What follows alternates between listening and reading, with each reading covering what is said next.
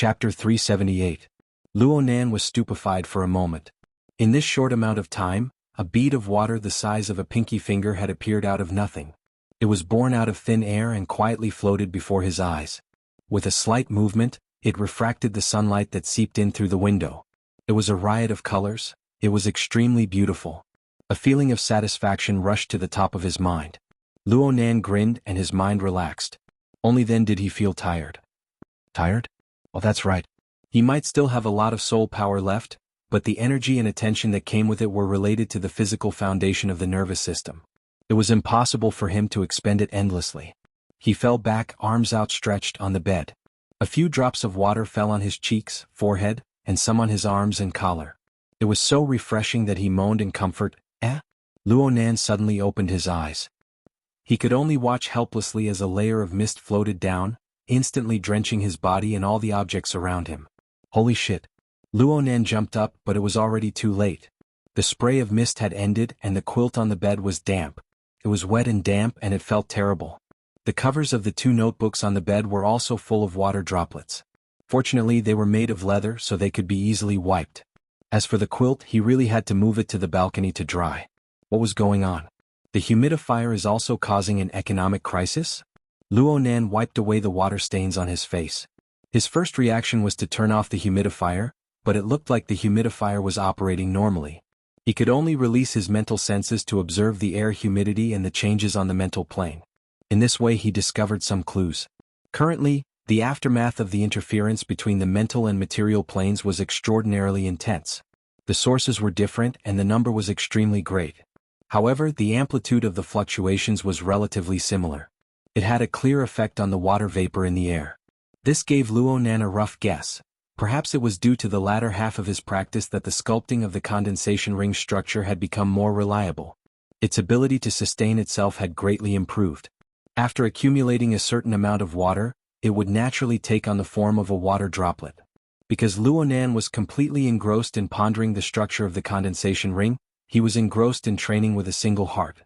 His impression of the ring remained at the very beginning. Just like that, the water droplets lasted longer and longer, and the speed at which they disintegrated became slower and slower. In the end, there were at least a few hundred water droplets floating in the room. When he was distracted and lost control of his mind, the structure of the water droplets became chaotic and exploded, turning into a thick mist. That was about it. Luonan shook his head and sighed. He roughly tidied himself up, lifted his blanket and went to the balcony. Just as he took 2 steps forward, a glint of water flashed in the corner of his eyes. It was a water droplet that had just formed. Oh, this of time of time. Luonan hugged the blanket and stared at the beads of water. He was sure that all the water droplets had exploded and it was definitely true. Perhaps it was because Luonan's feeling was on point, but the final structure of the condensation ring that Luonan sculpted was the most perfect in terms of shape. Its precision reached a certain standard. After a period of turbulence, the water that had gathered completely dispersed, but the basic structure of the condensation ring did not explode like other rings of the same kind. Instead, it tenaciously preserved itself. Luonan's attention was temporarily focused on this bead of water. Not much of the consumption. Strands. Endless. Perhaps for other mentally enhanced users, long periods of time would be a bit of pressure. But Luonan's soul strength was affected by the high output of the format pyramid production line.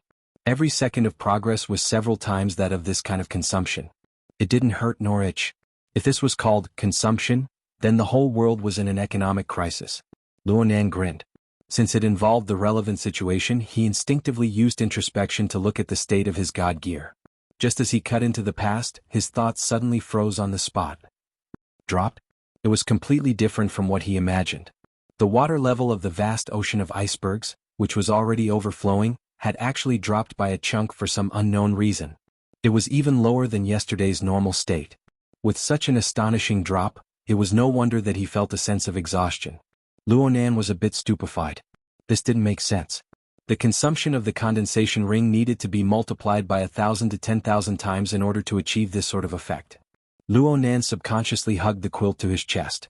The slight moisture on it reminded him of something. The room had just been sprinkled with water mist. He thought about it. A single condensation ring obviously didn't consume much. But if several hundred condensation rings existed at the same time, then several thousand would be produced in succession, and the process would continue without end. This consumption could no longer be ignored. It was common knowledge that multiple missions consumed a lot of resources. It was possible for this kind of consumption to exceed the output of the format pyramid production line for a period of time. In other words, Luonan's large amount of practice had turned into actual milk pouring as several hundred water droplets exploded. He poured the excess soul strength into the river. No, there was still a scene of milk pouring. But what was this? Atomization? Evaporation? Sublimation? Luonan laughed bitterly at first, but then he laughed heartily. He even tossed the damp quilt up in celebration. Even though the input and output were completely disproportionate, and the effect couldn't be said to be a permanent cure, it was still a pleasant surprise to be able to resolve a threat. Luonan never imagined that the matter would be resolved so easily when his symptoms relapsed. Moreover, he even obtained a rather effective emergency measure. The pressure was immediately swept clean. This feeling of being able to advance and retreat freely was too refreshing. Luonan's mood became very good. He cast his gaze toward the water droplet, and it was as if he was looking at a pearl. There should be a certain upper limit to the water vapor that the condensation ring could gather. The growth of the water droplet's volume had already stagnated. In the end, it was only the size of half a pinky finger, with a diameter of approximately 1 centimeter. It wasn't exactly eye-catching, but it was quite eye-catching when refracting light. Luonan thought for a moment. He wasn't going to disperse the water droplet for now. He wanted to see how long it could last and how its overall consumption was. He would certainly have to try out the 5 auxiliary structures in a bit. He just happened to use the core condensation ring as a base.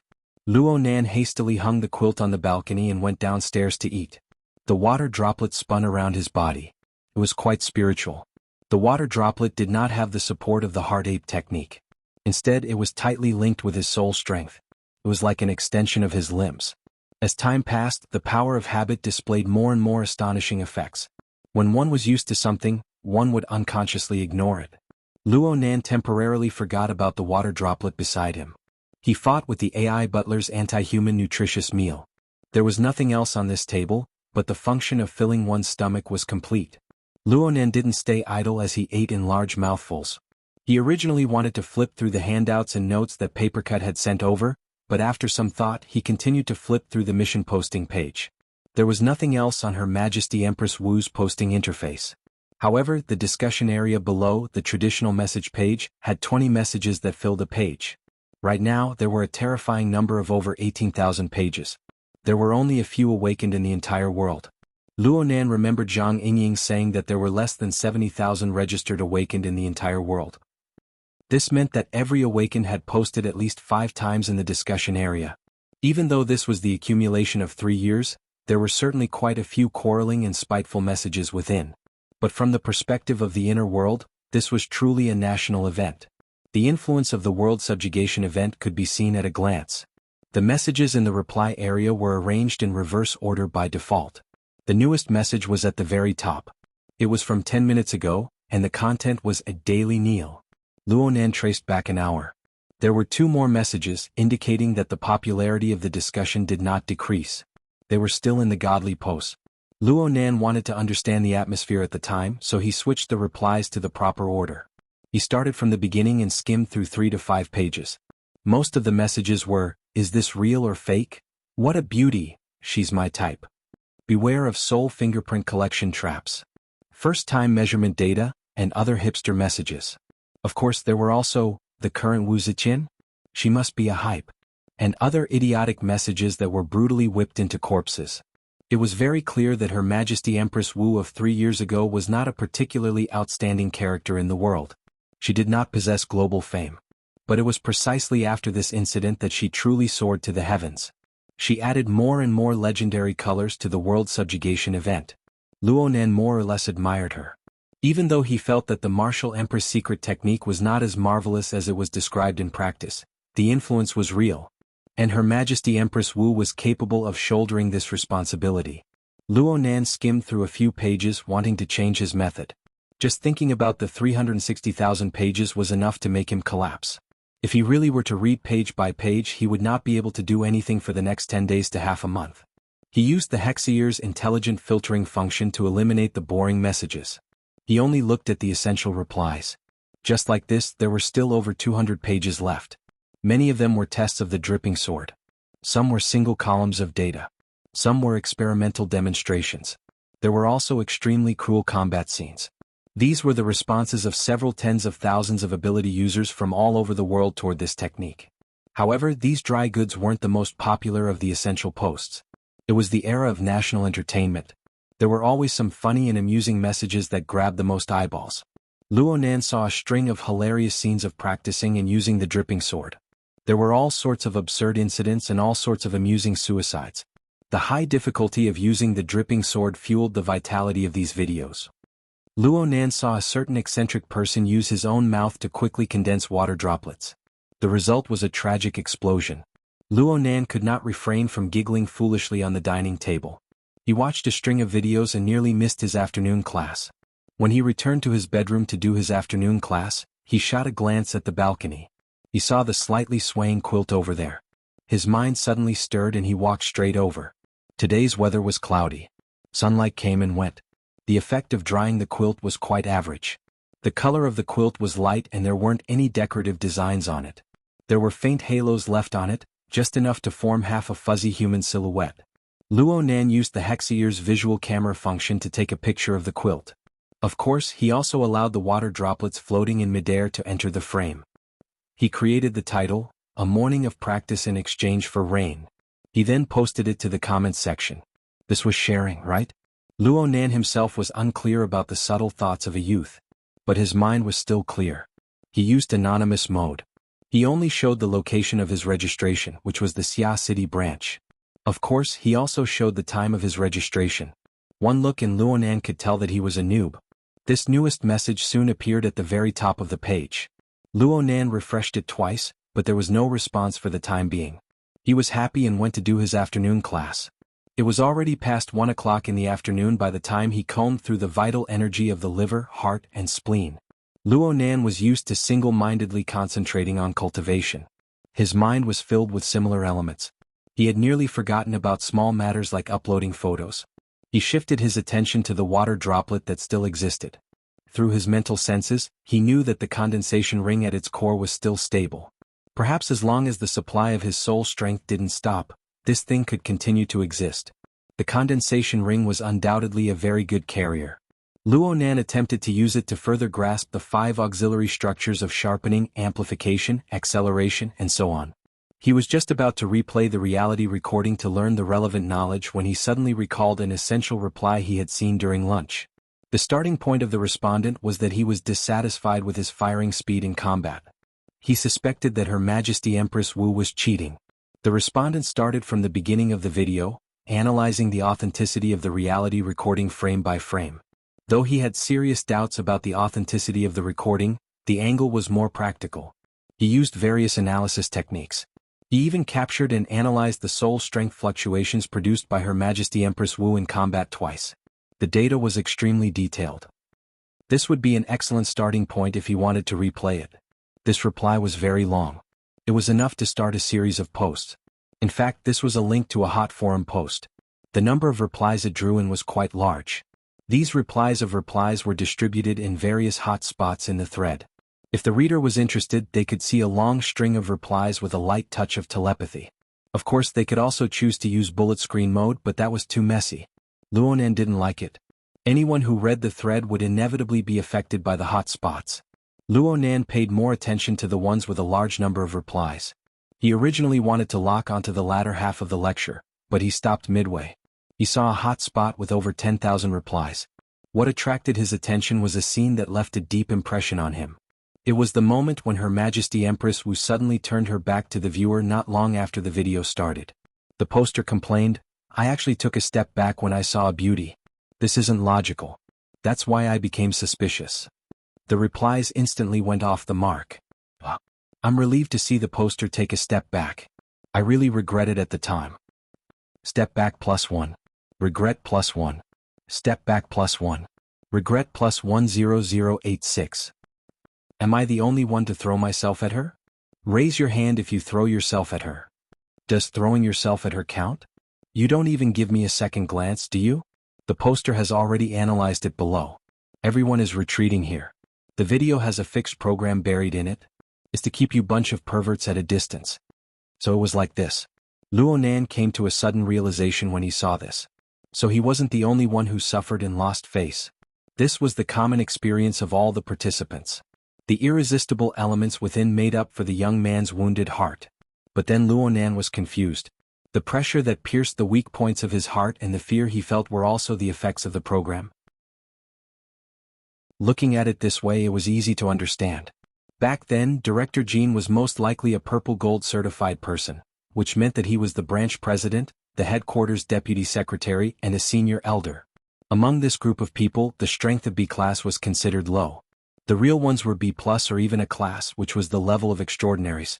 However, he had been missing for many years, so he must have missed the qualification certification process that was held once every 10 years.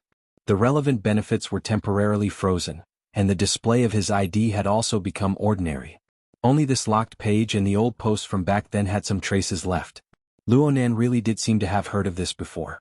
It was most likely in Bamboo Pole's Notes on the Most Important People of the World course. It shouldn't have been listed separately, but Luo Nan recalled that there had been an extremely famous case of extraordinaries going missing in recent years. The Maple Pavilion case. Luo Nan flipped through the information given to him by Bamboo Pole. His memories from the class became clear. This Mr. Unexchangeable Gold was indeed a legendary character. Rumor had it that he was one of the first capital tycoons to strike it rich after the war. He had a net worth of hundreds of millions, but he had awakened to extraordinary powers by chance. He had been infatuated with them ever since, so much so that he had spent all of his wealth in order to take a step forward in cultivation.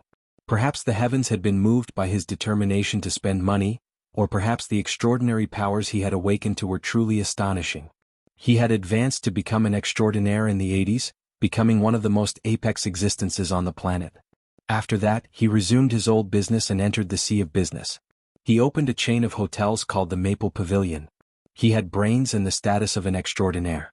He had opened hotels all over the world in a short few years, rushing to enter the top 100. His net worth was even greater than when he had first made his fortune. By now, no matter how one looked at it, this Mr. Unexchangeable Gold was a true winner in life. His experiences were wonderful and perfect. However, normal people couldn't understand the world of great experts. It was unknown what Unexchangeable Gold was thinking. He felt that it wasn't enough to open the Maple Pavilion hotels in the 88 metropolitan areas of the world. He began to operate hotels in the wilderness to do business with vagrants. In the beginning, he really did succeed in a few operations. He gained quite a bit of reputation among the vagrants. However, 3 years ago, he rushed to the wilderness to inspect a new location for his hotel. He suddenly encountered an accident and went missing. According to the results of the investigation at the time, the location where Unexchangeable Gold went missing was a mountainous area of nearly 2,000 square kilometers. The force of the impact pierced through the Earth's crust, detonating dormant volcanoes and changing the terrain. The power of an extraordinaire was terrifying, but it was useless. Those who should have gone missing had gone missing. Bamboo Pole mentioned Unexchangeable Gold during class. He wanted Luo Nan to understand that even an extraordinaire wasn't an omnipotent god. Coincidentally, the specific time of Unexchangeable Gold's disappearance and the time of his reply were 24 hours apart. These were the last traces of him in public before he left the metropolitan area and entered the wilderness. In a certain sense, these words could be considered his last words. Luo Nan finally understood the reason for the abnormal number of replies to a boring topic. In the end, it was because of this. There was clearly a closing song of a tortuous legend hidden within. Sigh. Luo Nan was no exception. He sighed and closed the analysis thread with dull interest. He didn't want to look at it for the time being. If a young man with the highest goal in life was to become an extraordinaire, he would be depressed for an entire day and night upon encountering such a thing. Luckily, Luo Nan's goal was a bit distant from this field. He adjusted himself a bit and stopped looking at the thread. There were other things he could refer to. Luo Nan hadn't looked at the handouts and notes that Papercut had sent him. He planned to spend half the afternoon to understand them. He never expected to discover that this handout actually revolved around the recording of reality after flipping it open. It was tightly integrated. There was nothing to say. Luo Nan could only activate reality and link to reading mode at the same time. He began to work hard. Of course, the handout only brushed over the first few interludes. It mainly started from the moment he discovered the pleated wild boar and entered combat mode. Sure enough, it was just as Papercut said. Her Majesty Empress Wu's personal explanation of the handout was much more detailed. It was also much more profound than the elite replies seen online. In the morning, Luo Nan used a mere 2 hours to train the condensation ring to a certain level. Because of this, he had some doubts about the technical difficulty and actual combat power of the entire dripping sword. But when Luo Nan saw the handouts personally produced by Her Majesty Empress Wu, he had to reflect on his own shallow understanding. Not only did Her Majesty Empress Wu give a thorough analysis of the condensation ring and the 5 auxiliary structures, she also mentioned many of the thoughts she had when making the video. She also added many application techniques, touching upon all kinds of combat environments, unexpected situations, variations of techniques, and so on. Some are profound and abstruse. There are few exceptions. In the future we will probably only see them in museums. Through them we can feel this era of barbaric growth. But a year ago I saw the dripping sword released by Lady Wu. Its usage requirements aren't high, and its consumption isn't great. The vast majority of awakened on the mental side can use it. However, it isn't a simple matter to use it well, to use it fully, and to use it to a high standard. After today's lesson, I am even more convinced that this simple technique can completely squeeze out the potential of an awakened. It can exhaust the imagination of an architect. Even if one reaches the level of an extraordinary, one can still unearth valuable topics from this technique. The conference room in the video was in a bit of an uproar. Clearly, the participants were somewhat unable to accept President Ouyang's high evaluation. Ouyang Chen then gave his explanation. It looks like the dripping sword doesn't touch upon anything essential. But by relying on the 6 simple structures of the mental interfering with the material plane, it has realized far too many changes. It is like the basic material elements can form the entire world. We should also take note of the condensation ring at its most core position. It has an inconceivable possibility. On the microscopic plane, it achieves the highly efficient collection of water molecules through an extremely concise structure. It can completely replace the microscopic ability of extraordinaries. Why is it like this? I have yet to come to a conclusion, but this technique of going from simple to complex, from complex to simple, and switching between simple and complex at will is extremely mature, complete, and high level. So much so that I believe that this is the result of 100 years in advance. As far as the present stage is concerned, there is no way to increase or decrease it. There is nothing to nitpick about. As a user I can know how it is, but I don't know why it is. But as a researcher, I must bow and pay my respects to this genius and exquisite design. Then President Ouyang really did turn around. He bowed his back toward the faintly smiling Her Majesty Empress Wu. The video ended here. Truly kick-ass.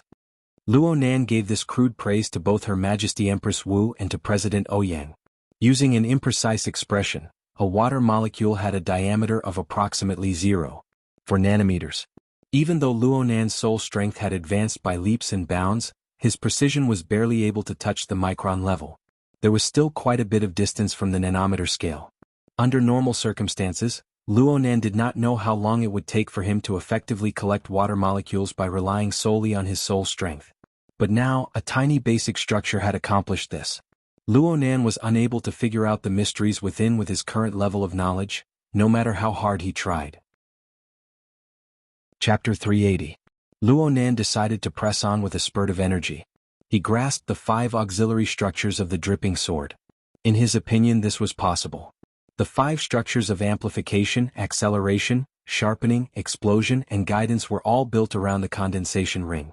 The complexity of the structure was low, and the requirements for precision were also very limited.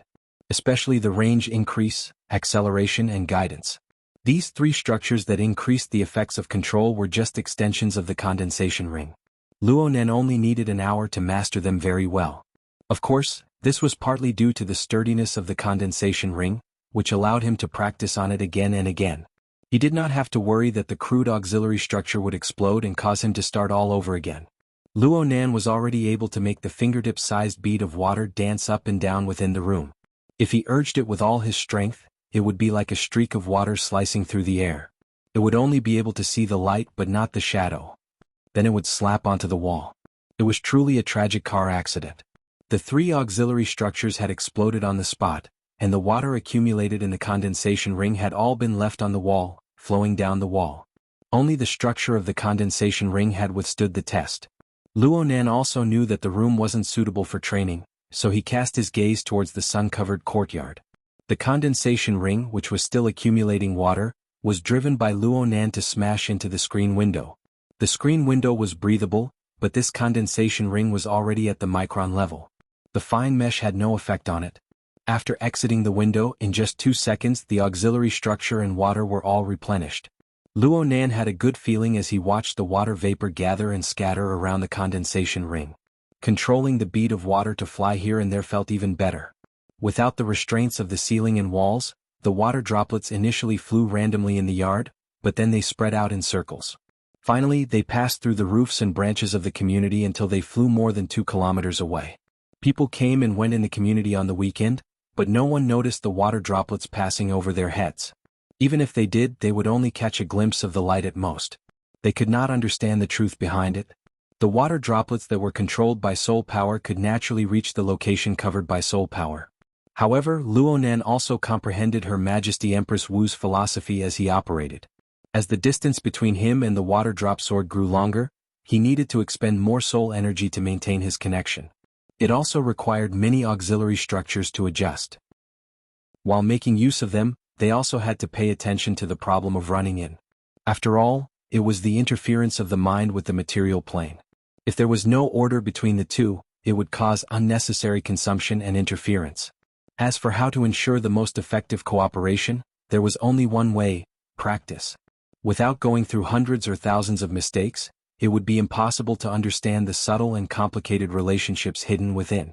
Needless to say, training full of mistakes also consumed a lot of energy. According to the general knowledge Luo Nan grasped during this period of time, even if the basic structure of the condensation ring wasn't damaged, Luo Nan just needed to adjust the other 3 auxiliary structures. It would take roughly half an hour to reach the limits of a mentally enhanced awakened. However, Luo Nan didn't need to consider the issue of consumption at all. He only felt that the feeling of hitting wherever you pointed, within a range of more than 10 square kilometers, was super cool. He even thought that if he extrapolated from this logic, wouldn't it mean that as long as his soul left his body, wouldn't he be able to run around the streets with the dripping sword? Moreover, with his soul body sensing range, if he was in the Nade district he would be able to cover the entire Nade district. If he was in the River Wu district he would be able to surround the entire River Wu district. How was this dripping sword compared to the flying sword in the ancient legends to behead people?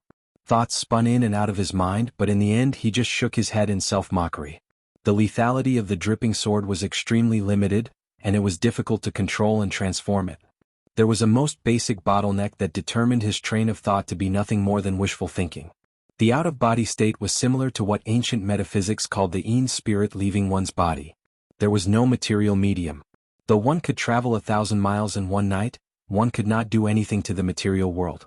There was no interference power to speak of. In this way, as long as his soul left his body, the condensation ring would naturally. Luo Nan's mind was suddenly stupefied. After the blank period passed, his previous train of thought was completely washed clean. The following thoughts were like grasslands after a spring or summer rainstorm. They grew endlessly. What would happen? What would happen to the condensation ring after his soul left his body?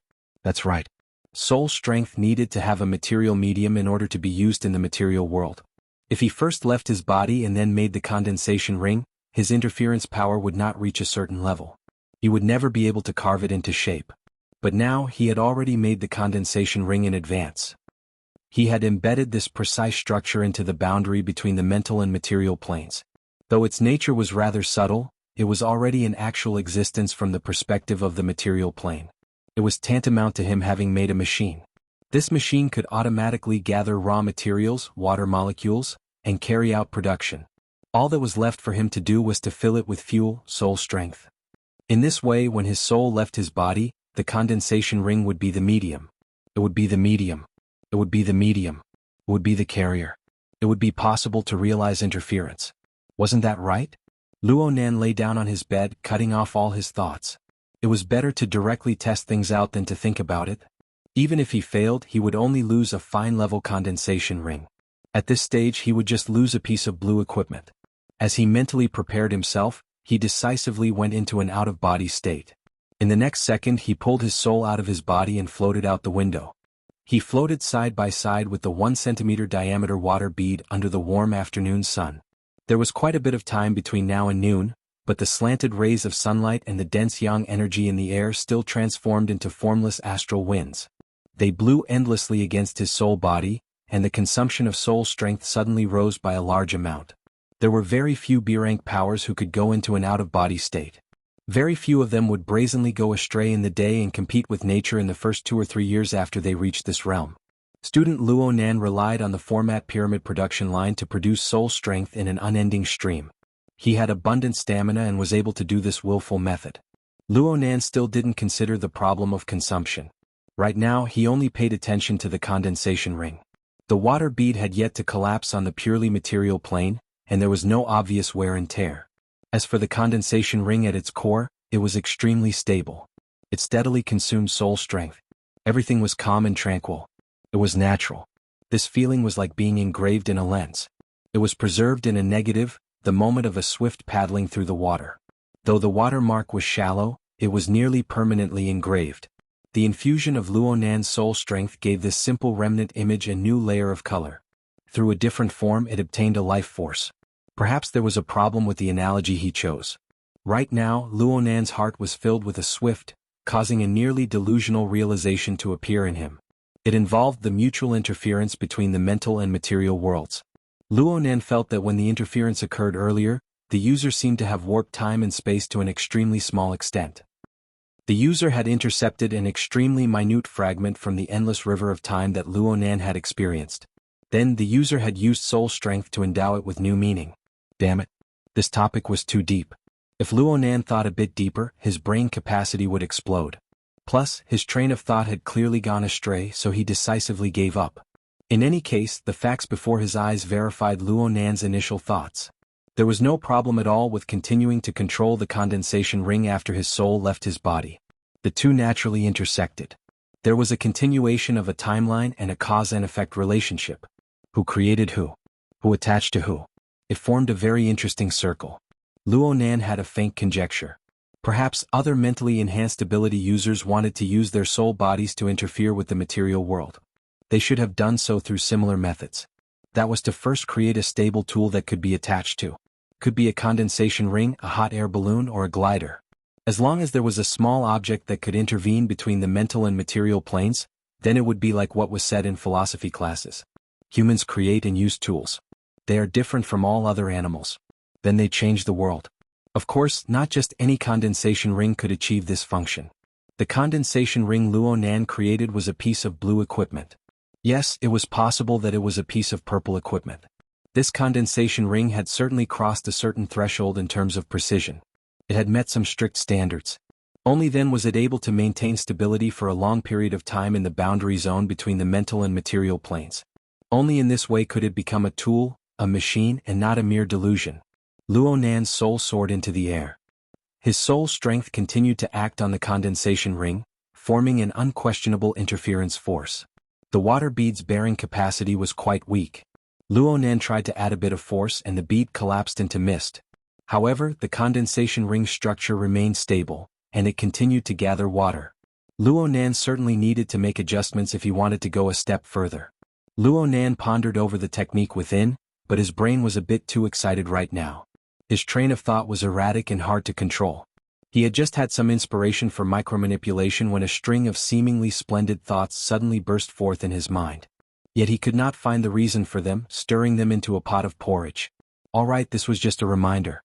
He should not forget himself from excitement. Perhaps he had overlooked something. He could think deeper. Were there any relevant factors that he had not considered? Luo Nan pondered for a while to no avail, so he changed his perspective. What problems had he not resolved over the past 2 days? Chapter 381. A 7 to 8 centimeter long metal thread that was shaped like a spider's web and emitted electricity on the mental plane transformed into a hollow donut with a diameter of 0.02 mm and a thickness of 0.5 mm in front of Luo Nan's eyes. Just like that, it weaved and perhaps condensed and shrank, finally forming a microscopic structure on the micron scale, and displaying a wonderful quality between the material and the spiritual plane. Fine. In any case, Luo Nan had never truly grasped the external neuron's volume, weight, and material. Luo Nan was quite cautious about the new condensation ring floating in the air. His soul force touched it carefully, but the other side was incomparably cooperative. With just a thought, he could control it effortlessly. It felt no different from the previous version. At first, Luonan was cautious, but later on, everything went smoothly. He was already unable to distinguish the difference between the two versions of the condensation ring. Subconsciously, he controlled the water droplets to fly up and down in the bedroom. The rest of his brain was occupied with thinking. What concept is this? What is the principle behind this? What kind of trick is this? Why the F***ck? His emotions, which had been muddled by the miraculous changes of the external neuron, finally recovered the momentum that he should have after repeatedly thinking about it to no avail. With a surge of emotions, all of his thoughts were overturned. Even though the scene of Luonan seizing his body and exchanging his bones was a wondrous creation, and the mysteries within pointed to the essence of the universe, it was unable to overcome the ecstasy that surged within Luonan's mind at this very moment. No matter how good the theory was, it couldn't beat reality, right? Luonan already understood the practical significance of the changes. From now on, he could carry the external neuron with him to any place that his soul body could reach. Of course, this also included gear. The human mind was just that strange. No matter how strong the desire in the bottom of one's heart was, one could still remain calm when the goal was just out of reach. However, once the goal was confirmed to be within reach, all the previous cultivation would be instantly broken. Before the pleasant surprise brought by the external neuron faded, Luonan's mind was occupied by gear. Luonan confirmed that gear hid a great secret. It was a great treasure trove for him. As the key that was most likely to unlock the treasure, the external neuron also hid a big secret. Perhaps only when the two came into contact would they appear at the same time. He didn't know if his conjecture was correct, but how would he know if he didn't try? Luonan was a bit unable to control his emotions. He was impatient right now. The soul circled around the bedroom 3 times and came up with 3 reasons. First, today is Sunday, the construction team will not work, there are no miscellaneous people waiting there. Secondly, the soul could leave the body and bring along the external neuron. The micrometer scale structure was equivalent to the cross-section of a spider's silk. It was extremely tiny and could come and go quietly without anyone noticing. Thirdly, it was still early. He could make a round trip within 5 minutes. There was plenty of time to explore. If everything went well, he could come back for dinner. If things didn't go well, he could go back again after dinner. All the reasons were in support. All the conditions were in place. What was there to wait for? Before he could finish his thoughts, his soul body charged out of the room, ignoring the window screens and whatnot. When he reached the courtyard, he flashed out of the neighborhood and charged into the sky. Luonan clasped the condensation ring formed from the external neuron, and the flying speed of his soul body was not affected in the slightest. Faint traces of water could be seen in the courtyard, but he disappeared without a trace as soon as he entered the sky. At 4 or 5 o'clock in the afternoon, the sun seemed to be at the same level as the dense forest of skyscrapers. Only the endless light still floated in the clouds. At this time, it was approaching the peak traffic period. Small and medium-sized aircrafts were also shuttling back and forth in the high-altitude traffic layer. The late autumn sun was slightly warm, and the high-altitude airflow was dense and cold. The two intersected, and the impact of Luonan's emotions melted a bit. He suddenly came to a realization. The external neuron had a physical body. Only the heavens knew what the consequences would be if it were to collide with something while flying at high speeds. There was nothing wrong with rushing to excavate the treasure, but he was carrying the external neuron. If he were to lose it in a careless operation, he might as well smash his head into his bed and play soccer. Luonan was about to fly out of the Nade district by now. His thoughts stirred and the flying speed of his soul body slowed down a bit. He was a bit further away from the uppermost traffic layer. As for the condensation ring formed from the external neuron, it floated in front of his soul body all this time. The condensed bead of water had lost too much energy from flying at high speeds. It was practically shapeless. Even though it was endlessly replenished, it was still several times smaller than when it was at its peak. An odd thought crossed Luonan's mind when he saw the situation. In the next moment, he used his soul strength to guide the external neuron into the interior of his soul body. As long as he didn't get into a car accident, the external neuron would be fine. The feeling of his soul body swallowing the external neuron was very subtle. This was because there was a constant transmission of soul strength between them.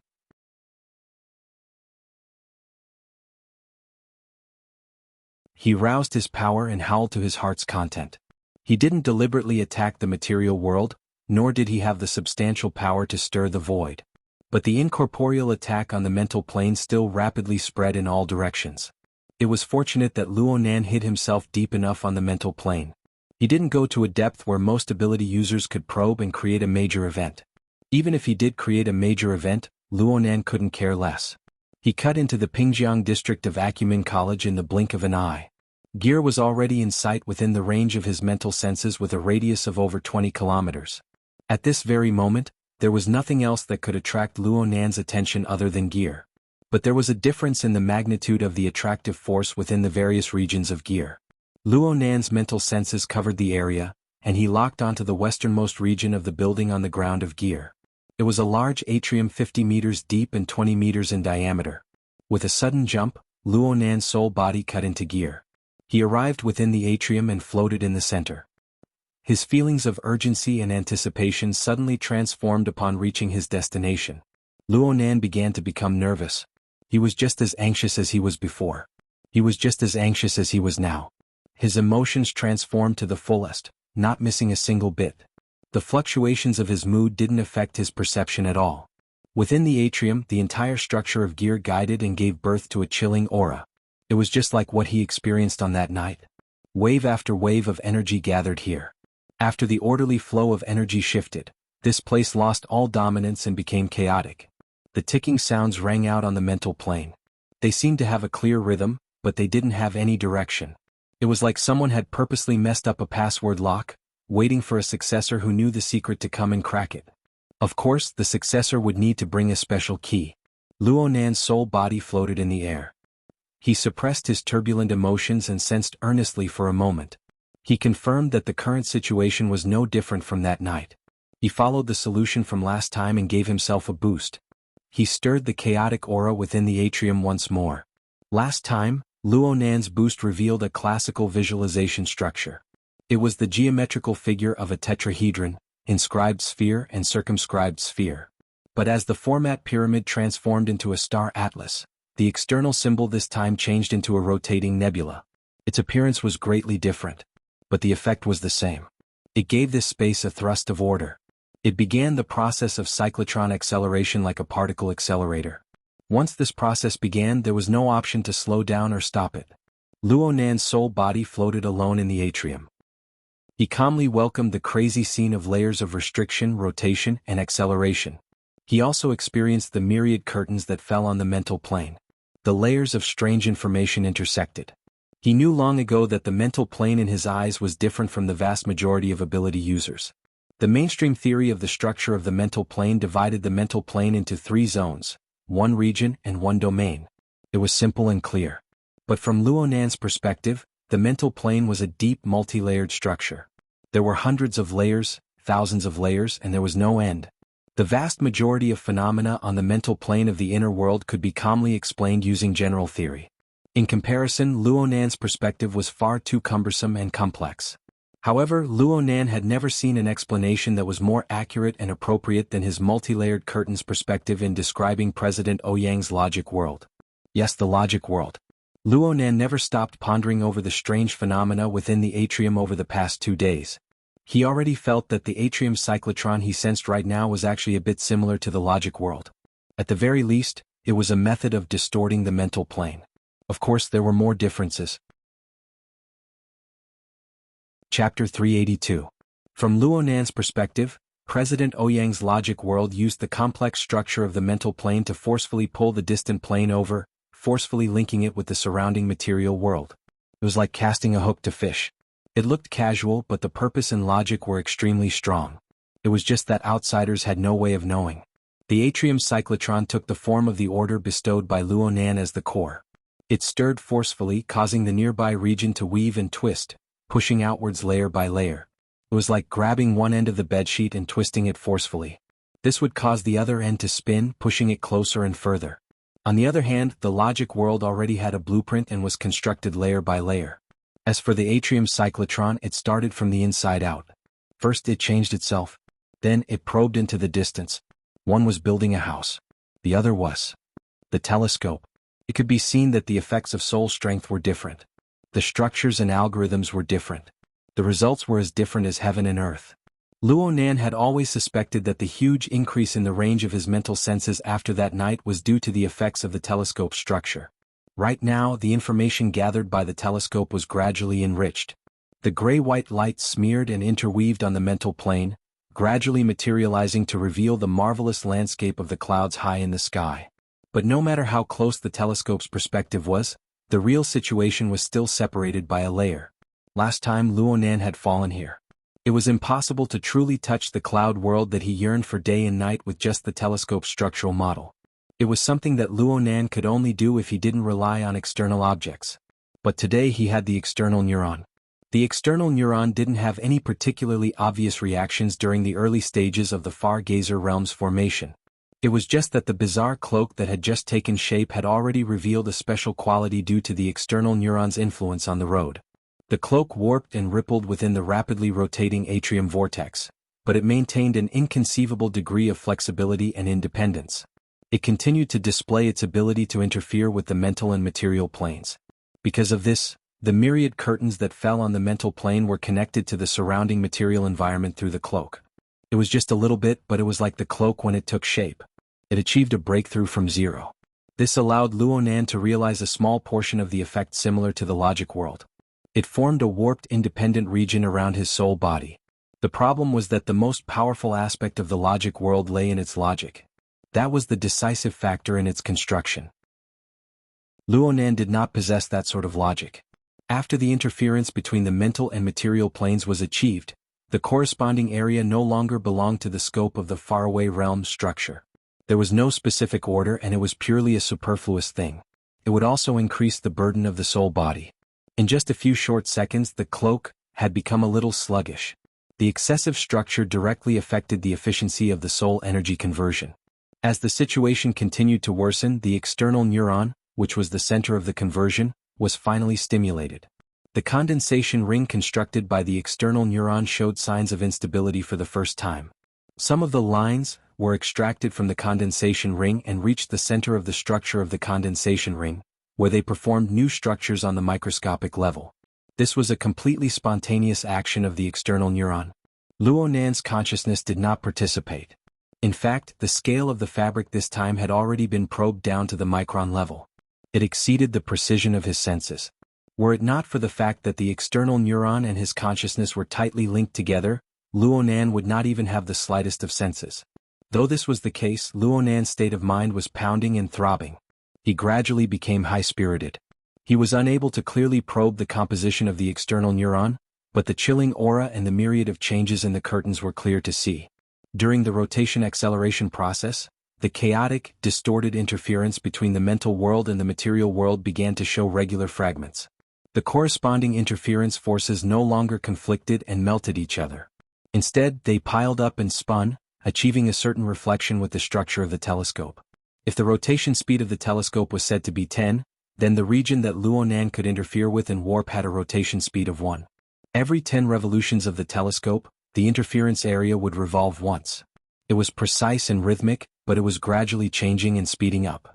10, 1, 10, 2, 10, 3. The rotation speed of the telescope was already relatively fixed, but the rotation speed of the interference region was constantly increasing. When it came to the material plane, there were already obvious signs. In the center of the atrium, the light in the void was clearly distorted, and the low sound of bang bang, like the vibration of a bowstring, continued without end. If Luo Nan hadn't lost his temper 2 days ago and destroyed the majority of the surveillance cameras inside gear, this piece of information would have been impossible to hide. How could Luo Nan care about this? His soul body was located in the core region of the distorted void. He could personally experience the extent and speed of the distortion. The cloak was no longer sluggish, but the layers of acceleration accumulated astonishing potential energy. It pushed his emotions endlessly, causing his body and mind to tremble both inside and out. His guess was correct. No matter what form the external neuron took, its existence held an extremely important meaning to Gear. It was like a key was inserted into a keyhole. It twisted according to the rules of induction, and the heavy door slowly opened for him. 10, 4, 10, 5. In other words, when the telescope structure made 2 revolutions with his soul strength, the interference region revolved once as well. The 2 revolutions were perfectly synchronized, and Luo Nan's consciousness went blank for an instant. This was because at this very moment, the stacks of gray clouds he had been paying attention to all this time collapsed without any warning. It was as if the entire sky was pressing down heavily on him. Luo Nan came to a realization in the next second. It wasn't that the firmament was pressing down. It was that he was piercing through the clouds. Heaven and earth had already shifted. Luo Nan crashed into the depths of the nearly boundless grayish-white cloud layer. His perception of the outside world was a bit more realistic thanks to the existence of the cloak. Clouds piled upon each other under the dim lighting. Smoke flew about and a blood-like color seeped through the gaps between the clouds. A direct chill and the ear-piercing howl of the wind came at the same time. This place seemed to be some high-altitude region, probably the upper part of the troposphere. The airflow was intensely disturbed, like a never-ending tsunami of clouds and mist. The airflow swirled the clouds, water droplets, and ice crystals. It swept past with a rumble, violent and manic. The astral wind blew through the gaps between the clouds. Luo Nan could see that there was an even vaster space beneath the thick clouds. It was just that it seemed to be covered by a prairie fire. The blood-red color between the gaps between the clouds was the reflected light. That's right. It's here. It's here. Luo Nan looked all around. He saw the cloud world that often appeared in his dreams, and he personally experienced this absurd yet realistic scene. Even though he didn't know where he was and it was hard to distinguish between things, his impatient and unavoidably absent-minded emotions from the past 10 days finally knocked the last nail in his coffin, and it fell to the ground with a bang. He let out another howl under his impassioned excitement. This time, the cloak stirred the clouds and ice crystals, and a wave of grayish-white air rumbled out. But soon, it was swept flat by the fierce whistling high-altitude astral wind. It was annihilated within the surging and flowing clouds, leaving no trace behind. The vile environment of this place could be seen at a glance.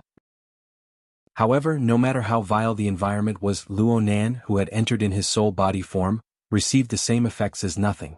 It wasn't like last time, when he had entered with his fleshly body in a muddle-headed and relaxed manner.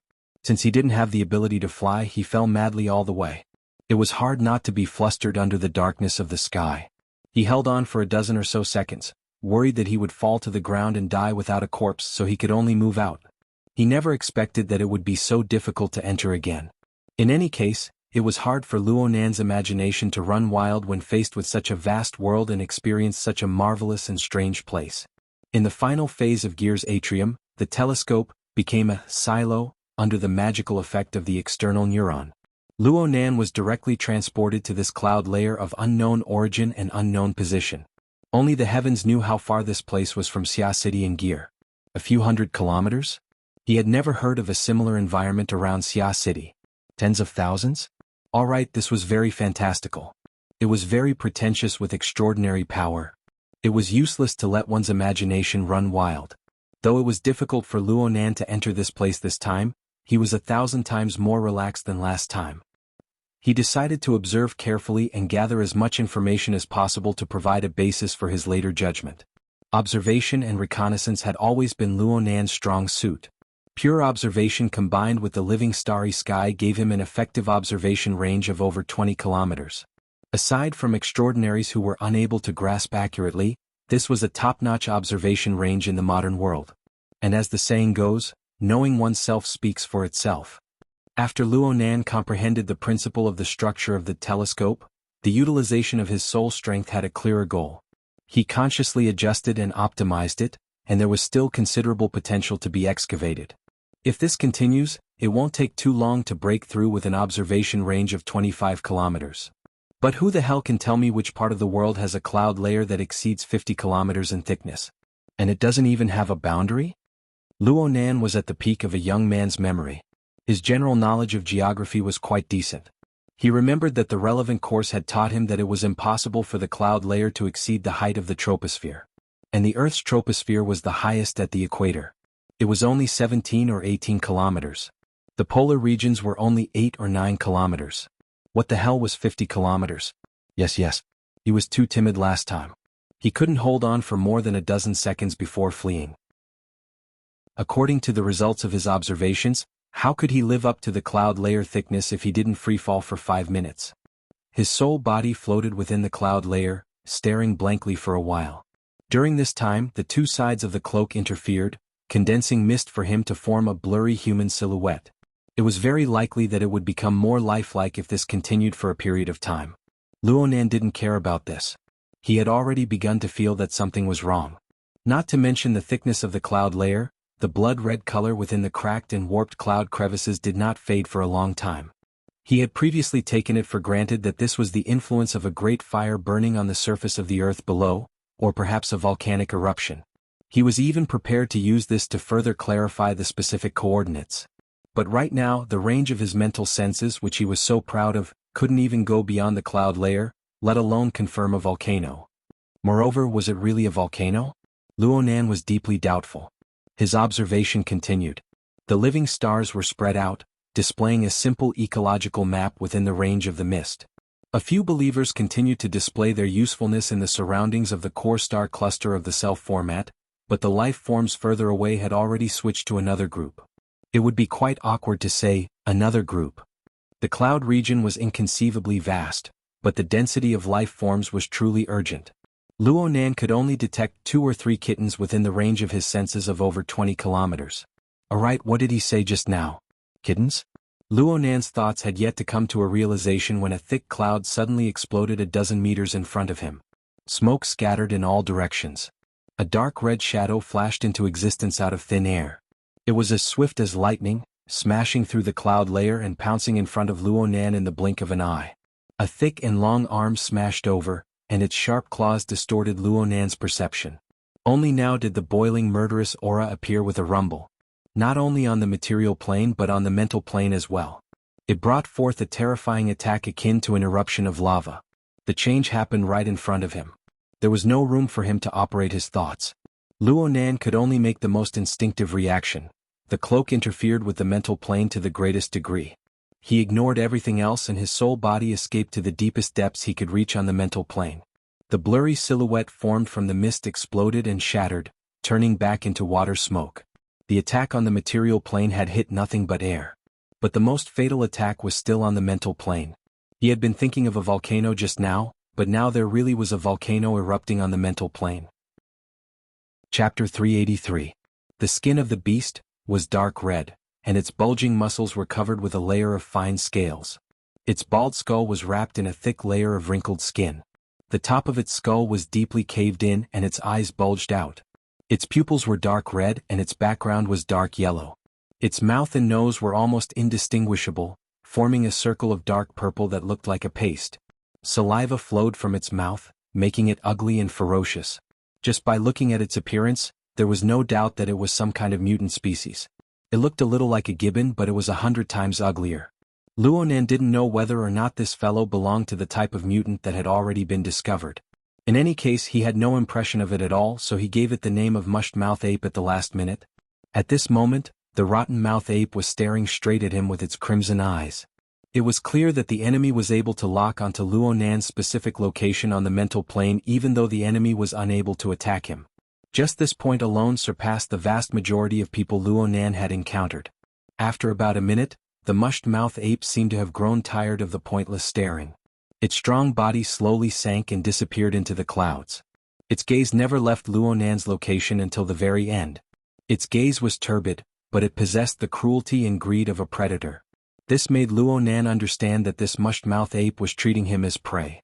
It had no intention of giving up in the short term. As long as it grasped the opportunity to break through the isolation on the mental plane, it would slaughter its way over without the slightest hesitation. It would tear Luonan to pieces, then it would devour and digest him. Sometime later, Luonan's thoughts were verified. Sure enough, the mushed-mouth ape didn't leave. It maintained a high level of patience and intense desire. It constantly wandered around Luonan's surroundings ready to make a move. Sometimes, it really did launch an attack. Its tyrannical and overbearing attack pattern was able to exert pressure on Luonan even if its attacks failed.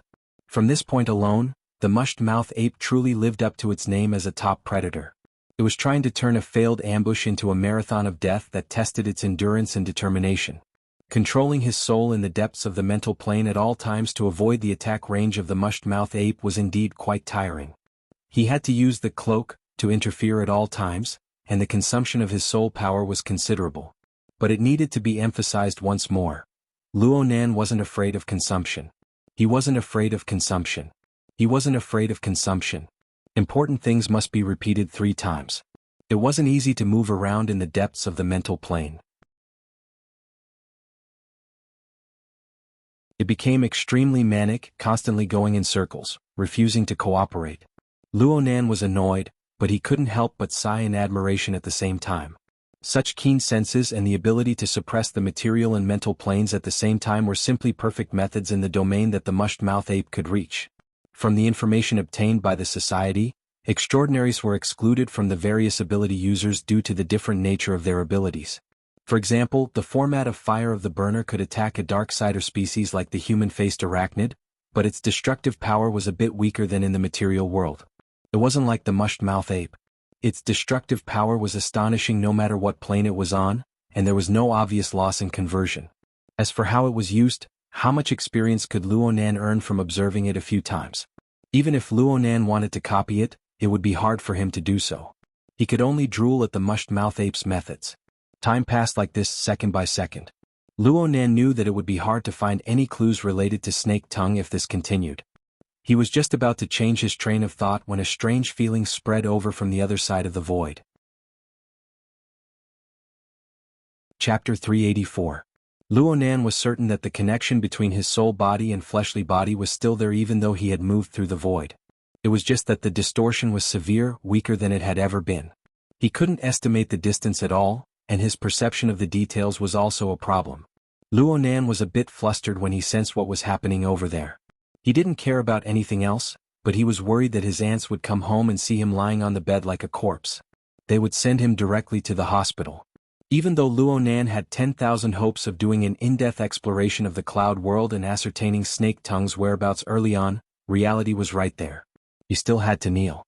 With a thought, in the empty center of the condensation ring structure, the new structure formed by the external neuron released a corresponding signal. The soul cloak's interference method changed, and in an instant the world changed. In the depths of the clouds, the messy tail ape, who had been teased for a long time, was still in a rage. The threat that had troubled it for a long time had suddenly disappeared without a trace, as if it had never appeared.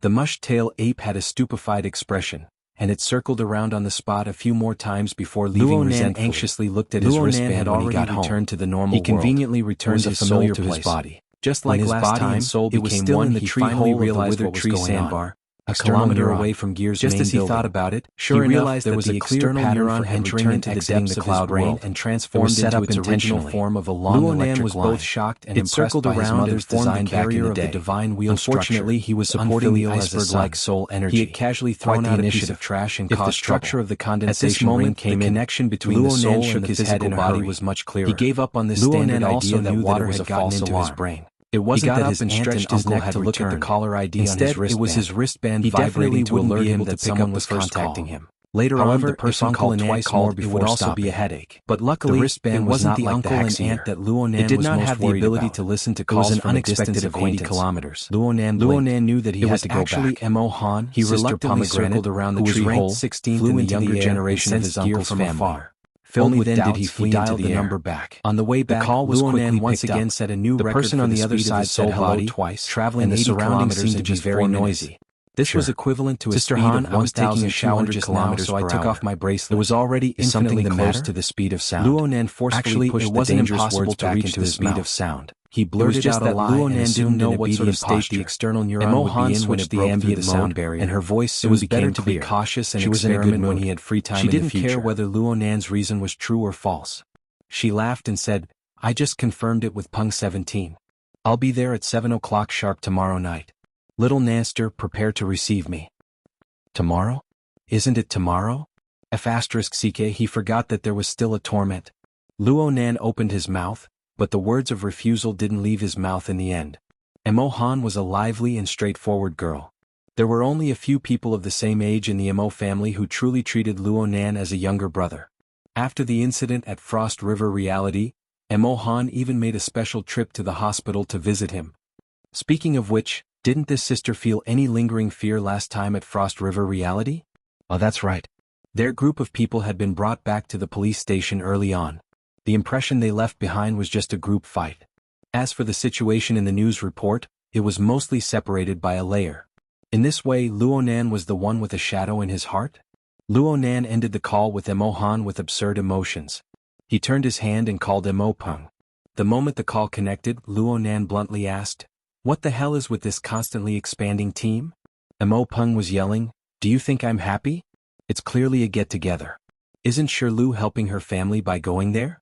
So hurry up and find someone. Find a fierce and handsome guy to bewitch her. Don't ruin our brother's plan. Plan your sister." "I don't have a sister. Go find my sister." Luo Nan thought of Emoya, who was about to embark on her return trip. He immediately shivered and said unhappily, "Just how many people are you bringing? Which idiot leaked the information?" I admit it." Luo Nan was so stupid that he cried. He simply hung up. Luo Nan looked at the time again. His aunt and uncle could come back at any time. It was no longer suitable for his out-of-body state. He could only wait until nightfall to discuss it. His soul body withdrew, but Luo Nan's mind was still spinning in circles above the clouds. He diligently pondered on how to detect the shape of the sky over there as soon as possible. He wanted to find Snake Tongue's whereabouts, but he didn't have a clue for a time. After thinking for a long time, he changed his angle. He remembered that there was still a very crucial question. Where in the world was the region above the clouds? Boundless, thick clouds that defied common sense. Burning bloody light flowed between the gaps in the clouds.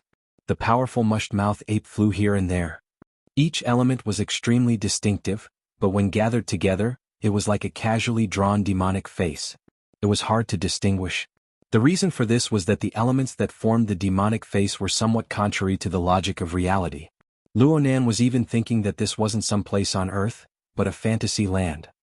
Luo Nan put aside his fantasy thoughts for now. He needed to consider the problem from a practical and measurable perspective. He didn't consider the thick clouds for now. He didn't care about the source of the bloody light. He just started with the mushed-mouth ape that he had observed for the longest time. The mushed-mouth ape should be a type of mutant without a doubt. It had gregarious tendencies and powerful strength. According to the knowledge he had learned, high-level mutants had quite a strong sense of territory. Only a small portion of the mutants resided in large groups, and the area was relatively fixed. If Luo Nan was able to investigate its species, there was a high chance that he could determine where on Earth this world was. Luo Nan gave it a try. He transformed the image of this monster into a mental signal and searched on the psychic wave network, but he didn't find anything. Clearly, relevant information didn't exist in the public information. He once again had the idea of obtaining classified information. This was a bit more troublesome. Right now, the Xia City branch's secrecy system was being implemented step by step. Anyone who wished to access classified information and utilize related resources needed to apply for access privileges. The threshold wasn't high aside from a very small portion of special information. However, access records would be left behind for future tracing. It was said that the secret level of the database was sealed off in passing after the branch exchanged large amounts of information with the military. Yuan's work was certainly involved in this. No matter what other people said, she was modifying the behavior of the ability users of Xia City bit by bit. Luo Nan first subconsciously applied for an intelligent search service, but he suddenly reacted and chose to cancel it. This was a bit of selfishness. He didn't want to expose too much information regarding the cloud world. He hadn't even figured out his mother's inheritance, yet he wanted everyone to know about it. What was the point of this? The more he wanted to protect his food, the more Snake Tongue's existence was a thorn in Luo Nan's heart. He needed to find that female ghost as soon as possible no matter what. Luo Nan nearly wanted to kill his way to gear, but he was still rational. He knew that he couldn't cause any new problems before dinner, so he forcefully suppressed the urge. He needed to adjust his state of mind. He thought for a bit and took advantage of the time he was applying for access privileges to the database to borrow the Mutant Species Encyclopedia, Inner World Edition, and some other video and text materials related to mutants. He also pulled up the video materials from last year's intermediate training class, supplementing the handouts and notes Papercut had sent him. He needed to act like an obedient child at home before dinner. Using the precise and nimble dripping sword to pass the time was just right. Luo Nan didn't deny that he had a very special feeling toward the dripping sword. Not to mention the dripping sword's own effects, the structure of the condensation ring had truly made a great contribution. It drew in the external neuron to form a central structure that transformed interference power, thus forming a soul cloak. It could freely choose the direction of interference on the mental or material plane, freeing Luo Nan from his weak and frail body. Needless to say, Luo Nan would owe this favor when he entered the cloud world. Once a person developed a sense of intimacy toward a certain skill, they would possess an abundant driving force. At first, Luo Nan just wanted to pass the time, but when he truly began to research, his standards unconsciously rose higher. Not only did he need to improve upon the core structure of the condensation ring, but he also needed to carefully ponder over several auxiliary structures. Speaking of which, he was quite curious. The condensation ring had undergone a body rebirth with the external neuron. Could auxiliary structures be added to it? So, what state would it be and what effects would it have? With a single thought, Luo Nan simply went into an out-of-body state. With just a slight thought, the condensation ring structure appeared from the nothingness of his consciousness. It was engraved in the void, and the external neuron seemed to possess intelligence.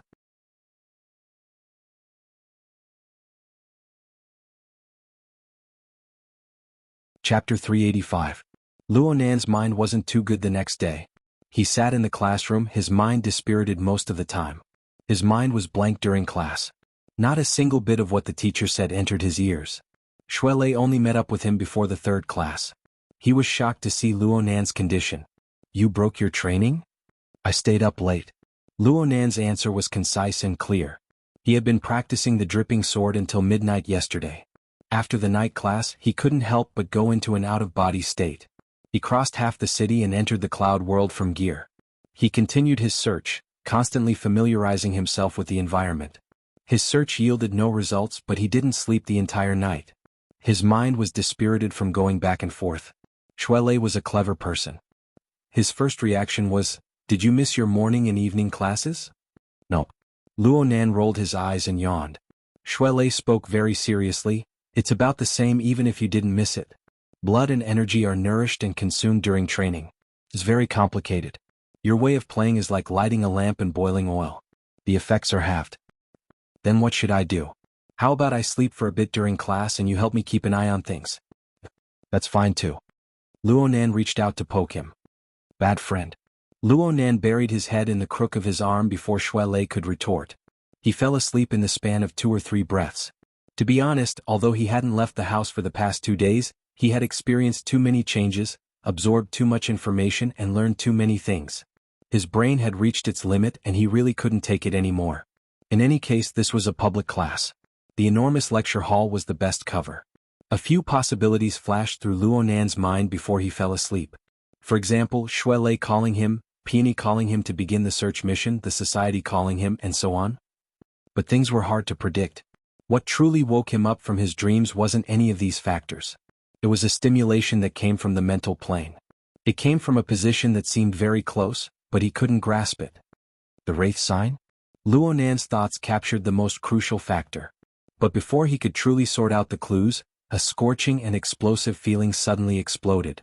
It followed the incorporeal connection on the mental plane and came rumbling, shaking the god wheel. The situation was simply like a meteorite falling from the heavens. It smashed into a vast ocean of glaciers. The god wheel shook for a moment, and the surging and abundant soul strength created waves. It instantly formed a dozen or so tides that came crashing down. Luo Nan was really caught off guard. The god wheel frame constructed from the external neuron was stable, but the feeling of pain and danger was real. He screamed. He made a supporting gesture, and he supported Luo Nan as they walked down step by step amidst the chaotic laughter of the students. Luo Nan's knee was injured and he really was limping. The two were like this. They didn't dare to raise their heads, and they cut a sorry figure as they left the classroom. Luo Nan's absent-minded mind recovered a bit just before they left the room. He noticed one thing. The young female teaching assistant who had persuaded the lecturer was actually someone he knew. Tianxi. They hadn't contacted each other since the incident at Ocean Sky Cloud City. Presumably, Tianxi needed quite a long period of time to sort out her emotions. But he never expected that they would meet again in such a manner. Luo Nan didn't feel comfortable saying hello, so he left in a hurry with Shuelei. But the bell rang before the elevator even reached the bottom floor. Luo Nan only found out after asking Shuelei that it was the last class of the morning. This fact hurt Luo Nan quite a bit. Things wouldn't have escalated to this extent if he had been a few minutes late. His wristband vibrated at this time, and the name of the contact appeared. Luo Nan rushed to pick up the phone. "Senior Sister Tian, thanks for just now." The caller was none other than Tianxi. Her tone was gentle and calm, just like a friend she often interacted with. "It's nothing. Teacher Wu has a very good heart. She asked for your name and she didn't scan it through the class system. That means that she wants you to open up. Otherwise it would be hard to avoid deducting conduct points. That's all thanks to senior sister Tian's help. I'll treat you to a meal later." Luo Nan spoke in passing, and he suddenly felt that these words were very familiar. It seemed that he had said these words more than once in the past few days. Actually, this was normal. As his social range expanded, his interpersonal relationships gradually became more complex. It was hard to avoid social interactions. What other words could it be if he didn't say these words? Chapter 386. That's right. This was in line with Ocean Sky Cloud City's victim setting. Luo Nan thought this way, but when he heard the sigh he felt quite subtle. His mind became much more lively and quick-witted. He immediately smiled and said, "Then Senior will treat me to a meal." Tianxi reacted extremely quickly. "Tonight? Today?" Luo Nan jumped in fright. "I have an event tonight." "Really?" Tianxi's tone was filled with doubt. Perhaps she was even a bit disappointed. This made Luo Nan feel embarrassed. His mind spun and he suddenly had an idea. "All right, Senior, you should come and participate tonight." Tianxi was surprised. "Invite me?" "Yeah, you actually know them. It's Mo Peng and Mo Han. Remember? They're your cousins? Last time at Frost River Reality." Her voice suddenly cut off. Luo Nan's mind became more and more agile. He knew that Tianxi was probably a bit embarrassed. After all, the last event was to create an opportunity for her to socialize with Luo Nan's third cousin, Mo Chio. It seemed that nothing had come of it. It really wasn't that kind of thing to participate again. Well, with Luo Nan's social skills, this kind of slip-up was inevitable. Luo Nan didn't know how to remedy the situation when Tianxi chuckled. "Okay, I just happened to bring Tianqi. He's close to your age. We had a good time last time. I heard that he keeps in contact with someone from your family." "Huh? Something like that happened?" Regardless of whether Tianxi was telling the truth or not, it was fine as long as she didn't mind. Luo Nan let out a sigh of relief. For him, this arrangement could be considered as killing two birds with one stone. Mo Peng and Mo Han were both devil incarnate level fellows. There should be someone older to suppress them. Tianxi had a socializing experience with Mo Chio, so she had an awkward halo. Let's see how those two fellows deal with this. Wasn't it a bit despicable to think like this? Luo Nan ended his communication with Tianxi and shook his head. His thoughts spun but his expression sank. The event tonight was just a small matter. The extraordinary power and corresponding information that the Wraith sign transmitted just now were the key issues that needed to be carefully understood. Logically speaking, the Wraith sign was still in the Blood Flame Order's territory. He was herded every day searching for other faced arachnid avatars to devour. From a city's safety perspective, the Wraith sign was a first-rate scavenger. This sort of action of the Wraith sign had brought quite a bit of trouble to Luo Nan in the past. The Wraith sign supported Luo Nan on the path of imbalance between body and soul, walking further and further. However, ever since Luo Nan constructed a clear framework of body and soul, coupled the rotation of the God Gear and Body Gear, the Wraith sign's sudden hunt and devour, the negative effects it brought to him grew smaller and smaller. Luo Nan was more than happy to leave the Wraith sign with the Blood Flame Order to collect some information and secrets. But in that instant, the Wraith sign exploded with an attack on the mental plane. It could be said to be the most intense attack Luo Nan had ever encountered since he received the Wraith sign. According to Luo Nan's conjecture and understanding, the instantaneous undulation was very much like when it suddenly encountered a powerful enemy. It unleashed its full combat power, then it won the battle and swallowed up the enemy. Only then did the comet collide with the Earth appear. The truly intense segment only lasted for an instant. Luo Nan didn't have the time to see it before he missed it. Later on, he was distracted by the embarrassing incident in the classroom. By the time he had the time to pay attention, the Wraith sign had already calmed down. Luo Nan could only see the Blood Flame Order's herder, Elder Mo Luan, from the Wraith sign's perspective. The herder was in the form of a black smoke soul body. He was flying swiftly and swiftly. However, the black smoke that was hard to see with the naked eye was scattered and indeterminate. Elder Mo Luan's condition was a bit of a mess. He should have been injured. Luo Nan had done some research on Elder Mo Luan recently. He knew that Elder Mo Luan was a core power of the Blood Flame Order. He was a dual cultivator of spells and martial arts. At his peak, He was an existence that even extraordinaries would cast sidelong glances at. Elder Mo Luan was only 60 years old. He was only in the prime of his life. He should be at his peak. Unfortunately, he had suffered serious internal injuries during the split of the order. He had never been nimble, and it was even harder for him to break through the boundaries of extraordinaries. His bodily functions rapidly declined. In recent years he had relied more on spells to support himself. But even so, he was able to suppress an elite of the society like old Mr. Bai. It was quite amazing. And if Elder Mo Luan was truly forced into a corner, Elder Mo Luan would ignite his life force and summon the blood flame will to descend. Elder Mo Luan's combat strength was extremely terrifying. Then came the question. Who could kill and injure this veteran B-rank power? It must be known that even He Yuan had borrowed the psychic wave network to invite President Ouyang to carry out a long-range attack. The result would have been the same. But if Elder Mo Luan was at the level of President Ouyang, how could the Wraith Sign win in battle and devour him? Alright, what did it devour again? The structure of Luonan's god gear was gradually stabilizing, but it was affected by the impact. The water level of the vast iceberg sea rose explosively, and there was a marvelous sensation of a sudden rise in temperature. He observed for a moment and discovered that this was the result of the friction and conflict between two sources of power. Clearly, the thing it devoured this time wasn't another human-faced arachnid's avatar, but something else. The difference in nature is quite large. After forcefully devouring it, digesting it is quite strenuous. Luonan guessed in a circle, but he was unable to come to a conclusion. It must be known that the Wraith Sign was intrinsically chaotic. It acted purely by instinct. It lived forever in the present. It had no concept of the past, the future, and it had no relevant memories. Luonan didn't know how to inspect the memories of his believers. Even if he knew, he wouldn't know where to start. He could only watch helplessly as Mo Luan and the Wraith Sign secretly escaped into the distance. There was no other way. He could only give the Wraith Sign a reminder. He would immediately shift his consciousness whenever a clear change occurred on the other side. Noon was extremely tight and precious for Luonan and Shuelei. Naturally, they politely declined the school hospital. The two ate lunch after activating the extravasated blood in Luonan's knee. Then it was time for afternoon classes. Luonan cultivated in addition to the eye's orifice. He also cultivated in the mouth and tongue orifice. He had to take care of his internal organs, so the time required was longer. After everything was done, he only had a short period of time to take a nap. He closed his eyes and opened them again. He had to go to class. It was hard not to feel a bit emotional. Well, it could also be said to be grumbling. Morning, afternoon, and evening classes. It's not easy to persevere through them. My time is divided into 3 parts by these 3 classes.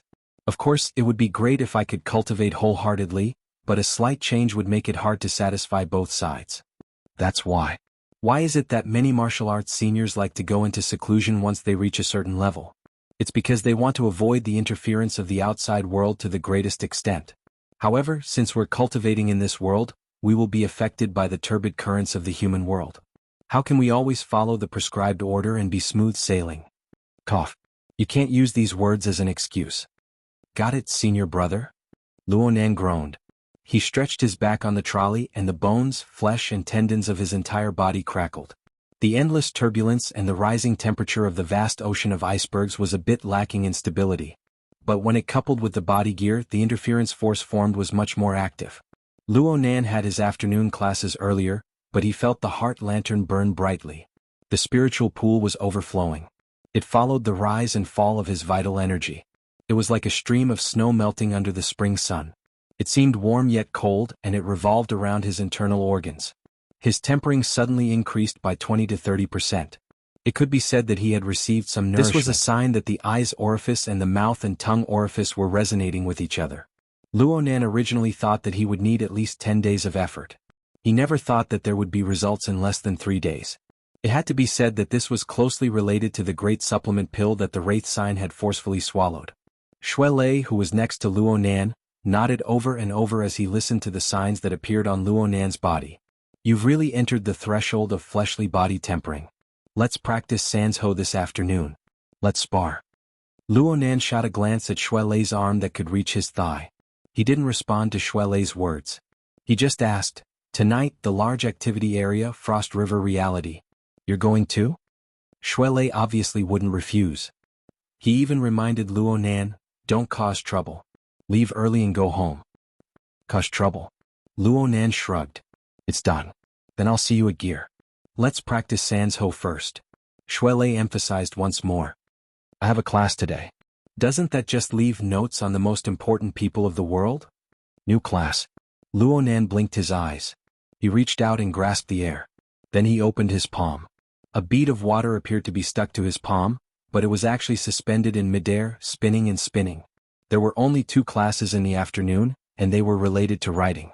In any case, Luo Nan wasn't too interested in them. He didn't pay too much attention to the specifics. He just moved his fingers slightly, letting the small bead of water revolve between his fingers. This bead of water was not the external neuron that had undergone a rebirth. It was condensed later. The condensation ring and the 5 auxiliary structures were complete. The bead of water swam across his fingertips like a blunt blade cutting across skin. It looked as if it could collapse at any time. This was not an illusion. If Luo Nan exerted a bit too much force with his fingers, it would be tantamount to placing a bomb on his fingertips. He would suffer. Luo Nan's control over his fleshly body was far from enough. If he practiced for too long, an accident would certainly occur. He completely relied on mental control. This was a relatively good training method. It was one of the daily cultivation techniques taught by Her Majesty Empress Wu in the intermediate training class in Xia City. But right now, Luo Nan's mind wasn't completely focused on it. The Wraith sign had just sent a signal. After over an hour of tossing and turning, the unlucky Elder Mo Luan had finally returned to his secret hideout. He was communicating with the others. This was a high-class member suite of a large fitness center. The interior of the room was decorated in a purplish-red color.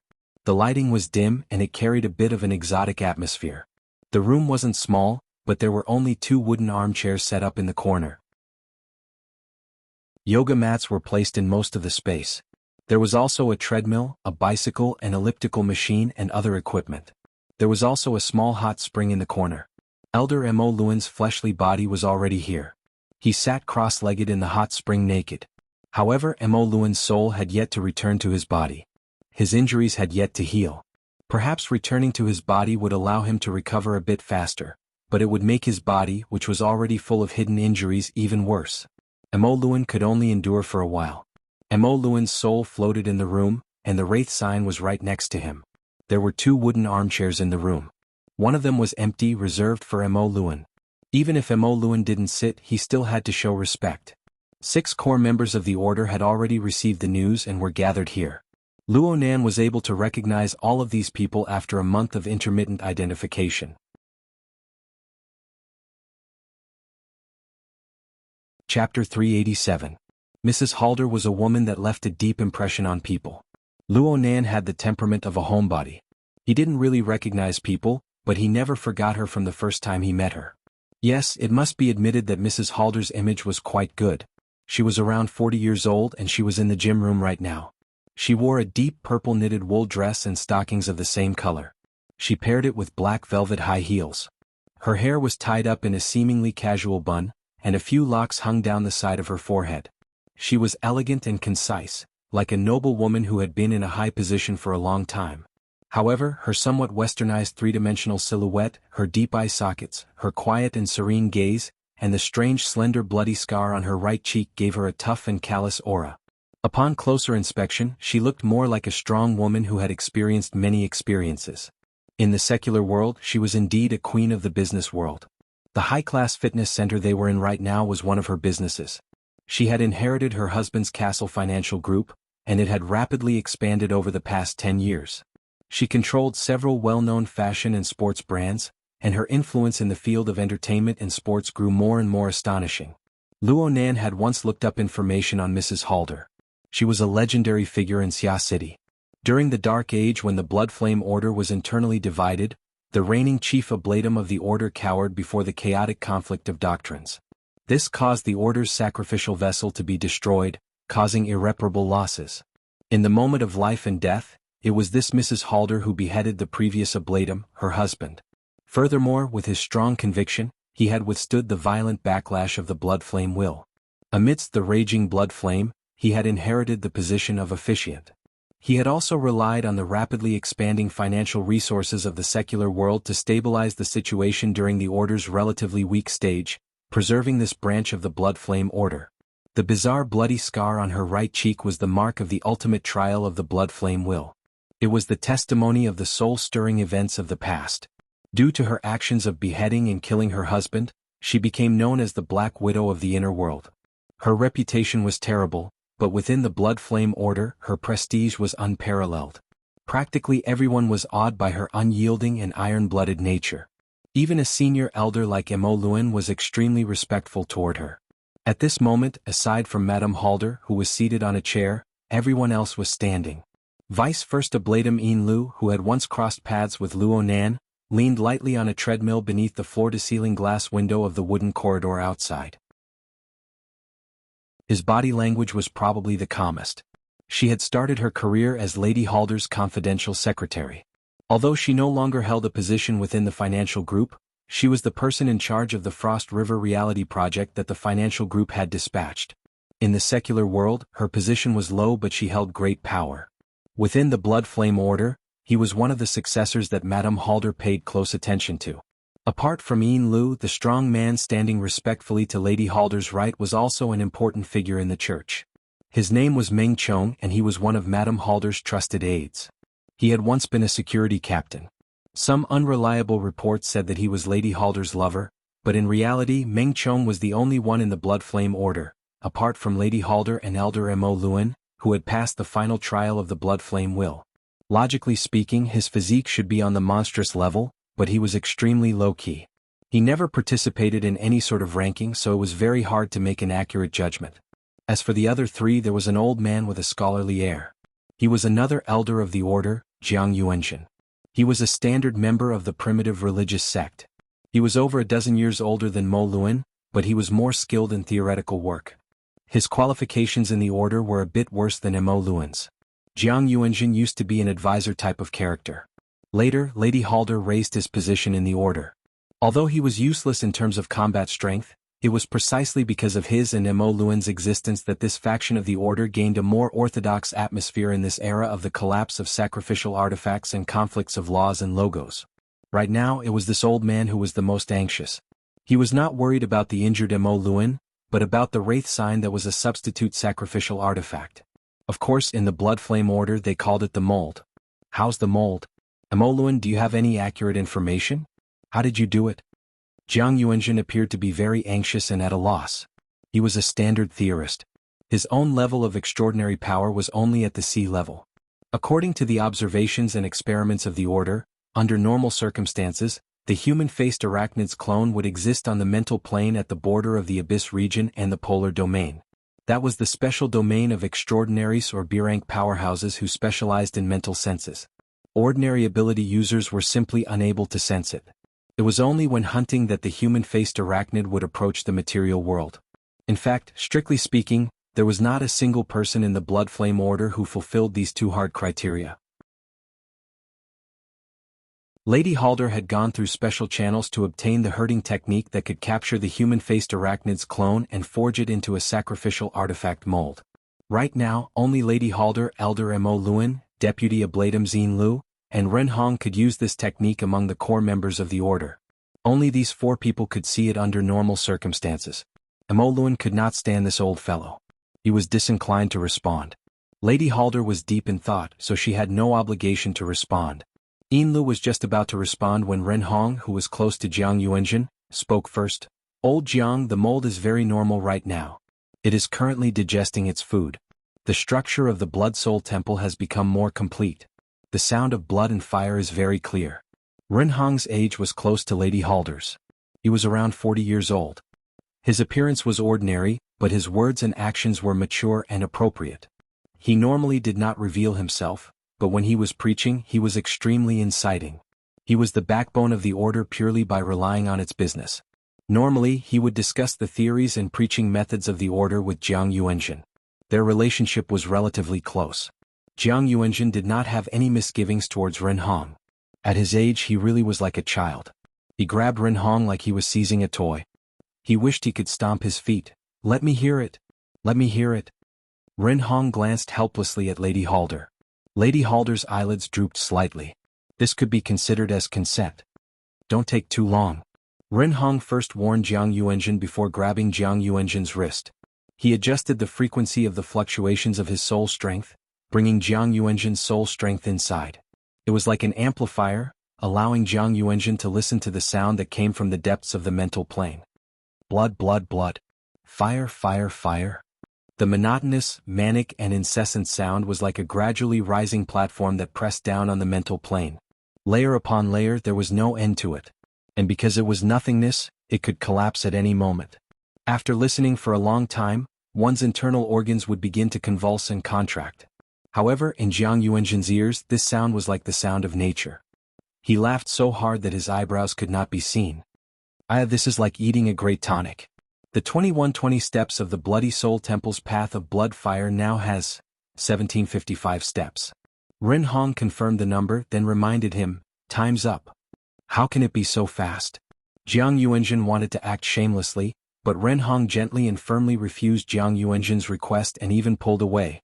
Jiang Yuanjun wanted to toss and turn again, but Ren Hong gave him a meaningful glance, reminding him that the Lord Ablatum was right in front of him. Jiang Yuanjun had been raised by Mrs. Halder, so he was afraid in his heart. His face twitched and he finally stopped pulling. He turned to face the master seat and smiled. Then he began to count with a deadpan expression. Last time Mo Luan reported the number of steps to be 1569. My goodness, this time it's 186 steps? Yin Lu reminded him from the side, Old Jiang, there was a successful hunt last week that didn't make the report. At that time it was already 1605 steps. A whole 150 steps is too much. Especially the blood flame path, which starts at the end of the 1600 steps.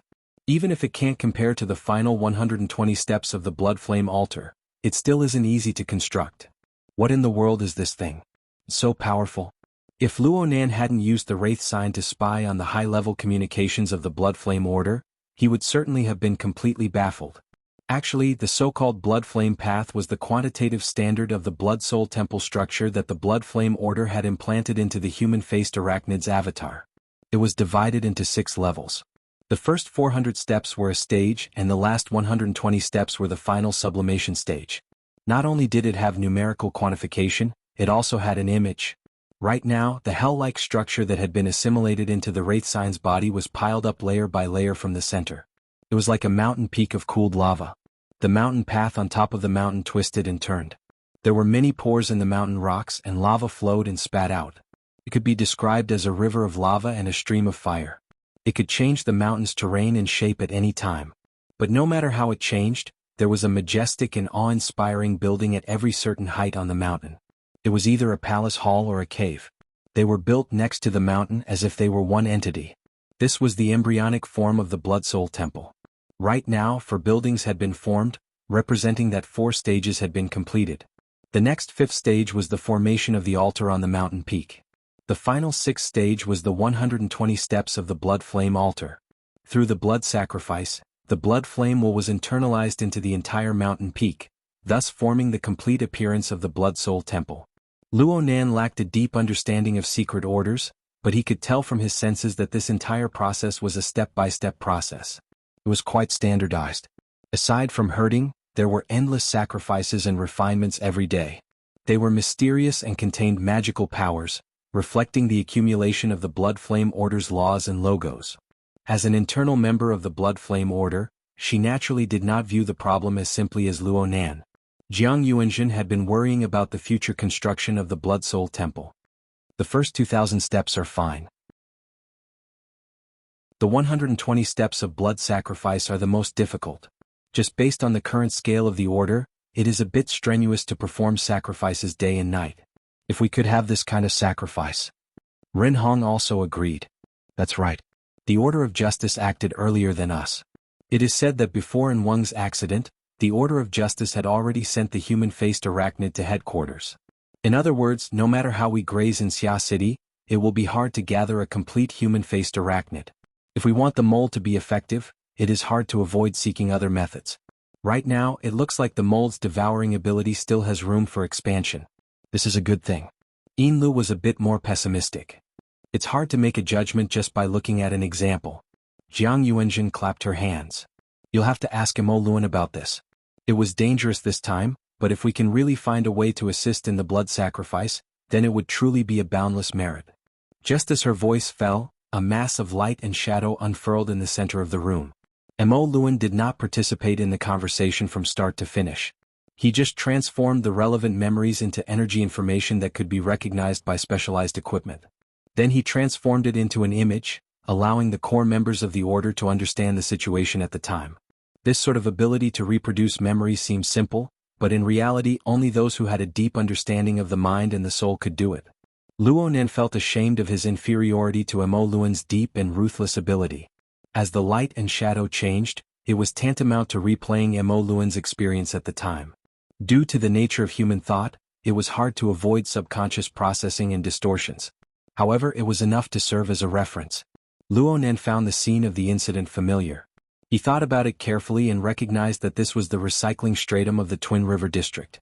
This place was filled with gangs and negative emotions. It was indeed one of the best places for the human-faced arachnid to reside. Mo Luan gave a brief introduction of the background. He used the mental plane to directly transmit telepathically. However, Luo Nan could hear everything clearly due to the mental connection between him and the Wraith sign. I was just doing my routine patrol at the time. Mold suddenly became very excited. I thought that it had discovered prey, so I immediately went over. But then I saw a bird. It wasn't a bird, right? Jiang Yuanzhen relied on his age to speak more casually with Mo Luan. Mo Luan didn't bicker with him. He responded calmly, indeed. I only discovered that it wasn't a bird when I got closer. It was a wing-hand bloodbat. Wing-hand bloodbat. Actually, Luo Nan was already stupefied when he saw the image.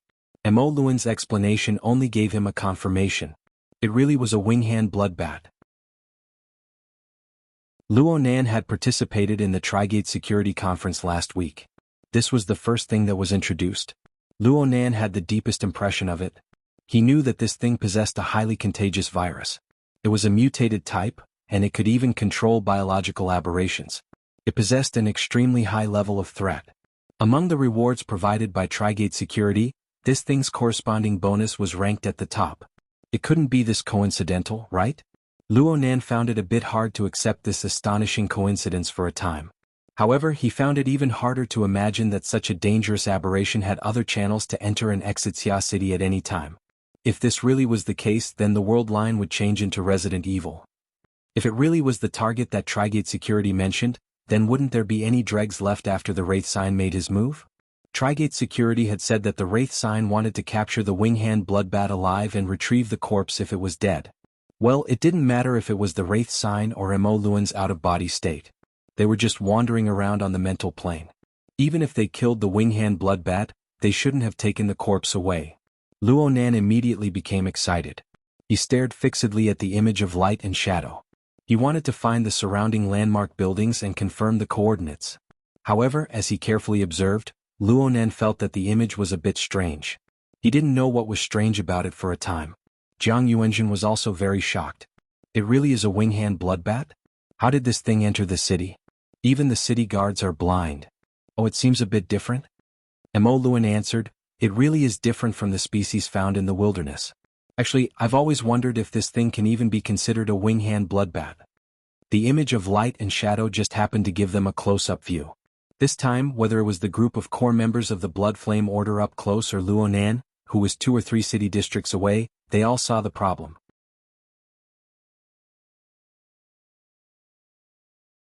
Chapter 388. Too tough. This was Jiang Yuanzhen's evaluation.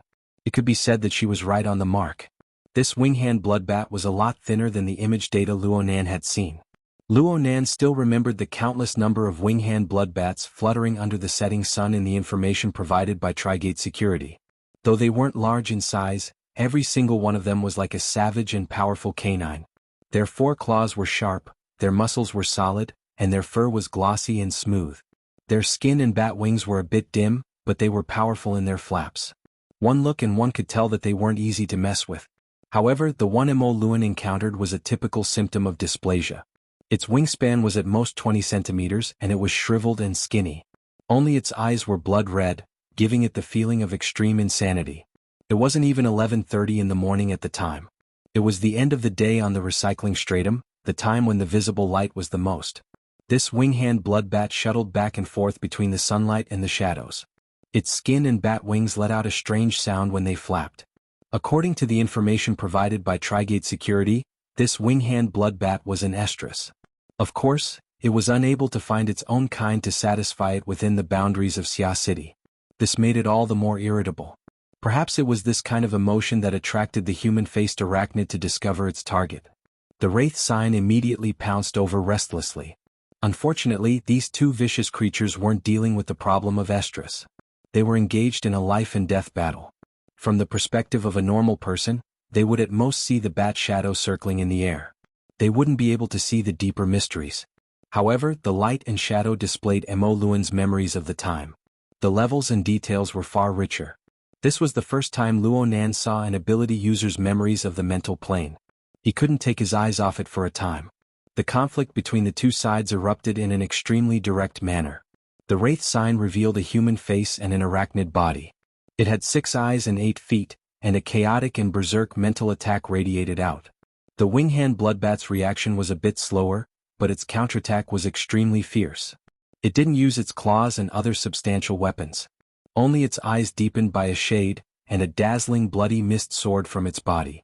Thousands of human faces could be vaguely seen as it soared. There were also strange demonic shadows interweaving, treacherous and savage. Such a situation greatly exceeded everyone's expectations. Therefore, even though Jiang Yuanjin knew that this was a scene reenactment, she still cried, "Ah!" from the gym. At this moment, Mo Luan's perspective was very close. It was clear that Mo Luan was also very surprised at that time and unconsciously moved closer to observe. The wraith sign showed its incredible fighting instinct. Facing the bloody smoke, it withdrew its explosive spiritual attack instantly, and the void outside its body was twisted. Perhaps it was because the bloody soul temple inside had gradually grown in scale, but it was already showing signs of interfering with the material world. At first glance, the momentum seemed to be slightly weaker, but in terms of endless depth, it was far superior. It was simply like a miniature black hole. The result of the collision between the two sides also proved this point. The blood, smoke and cloud chi collided with the outer edge of the distorted void and involuntarily twisted. It lost its burning momentum and was trapped and swallowed up. In a breath's time there was not much left. As for the wraith sign, his demonic body instantly swelled in size. Luo Nan thought that this was the moment the wraith sign delivered the meteorite. At this point it could only be said that the devil sign had won. However, no one expected that the wraith bloodbat would lose most of its blood, smoke and cloud chi. Instead, its viciousness was aroused. Its body that was as thin as a match suddenly expanded, becoming as round as a ball. It simply didn't give the wraith bloodbat a chance to react. It exploded with a bang and a bloody mist sprayed everywhere. The hearts of everyone watching the video trembled, including Luo Nan. In his eyes, it wasn't the wraith bloodbat that exploded. It was a million. It was this bloody mist that made even the rampaging wraith sign vigilant. He directly escaped into the depths of the mental plane, temporarily hiding. On the other hand, Mo Luan was too close. He was sprayed head-on by the remnants of the bloody mist. His field of view swayed in an instant, and his energy became chaotic. The video ended there. So it turns out that we were caught in the crossfire. Jiang Yuanjin let out a breath, dispelling her nervous mood. There was a bit of mockery in her tone. However, she soon said in distress, "I was just thinking that if the wraith bloodbat was useful, we could go to the wilderness and kill around. It wouldn't be any worse than a blood sacrifice. But after watching for so long, it seems that something isn't right?" It really wasn't right. Everyone present was a veteran ability user. They had gone to the wilderness at least a dozen or so times. The wraith bloodbat wasn't some rare species. Everyone had encountered them before. However, they had never seen the wraith bloodbat in Mo Luan's memories. The wraith bloodbat used the blood mist as an attack method. Moreover, if something went wrong, the wraith bloodbat would immediately self-destruct. It could even injure a veteran B-rank power. Are there any left behind? Mrs. Halder cut to the chase at this time. In an instant, the gym entered its most serious state. Mo Luan understood what Mrs. Halder meant. She was asking if there were any samples of the force of the impact that injured him. Generally speaking, this was a very difficult matter, but Mo Luan answered, "There are." An extremely fine thread of blood, like a gossamer thread, appeared out of thin air as he spoke. Actually, it was sent out by Mo Luan's soul body to appear before everyone's eyes. When this thread of blood was sent out, it was only a millimeter in length. But its diameter was even thinner. It was like a broken spider silk.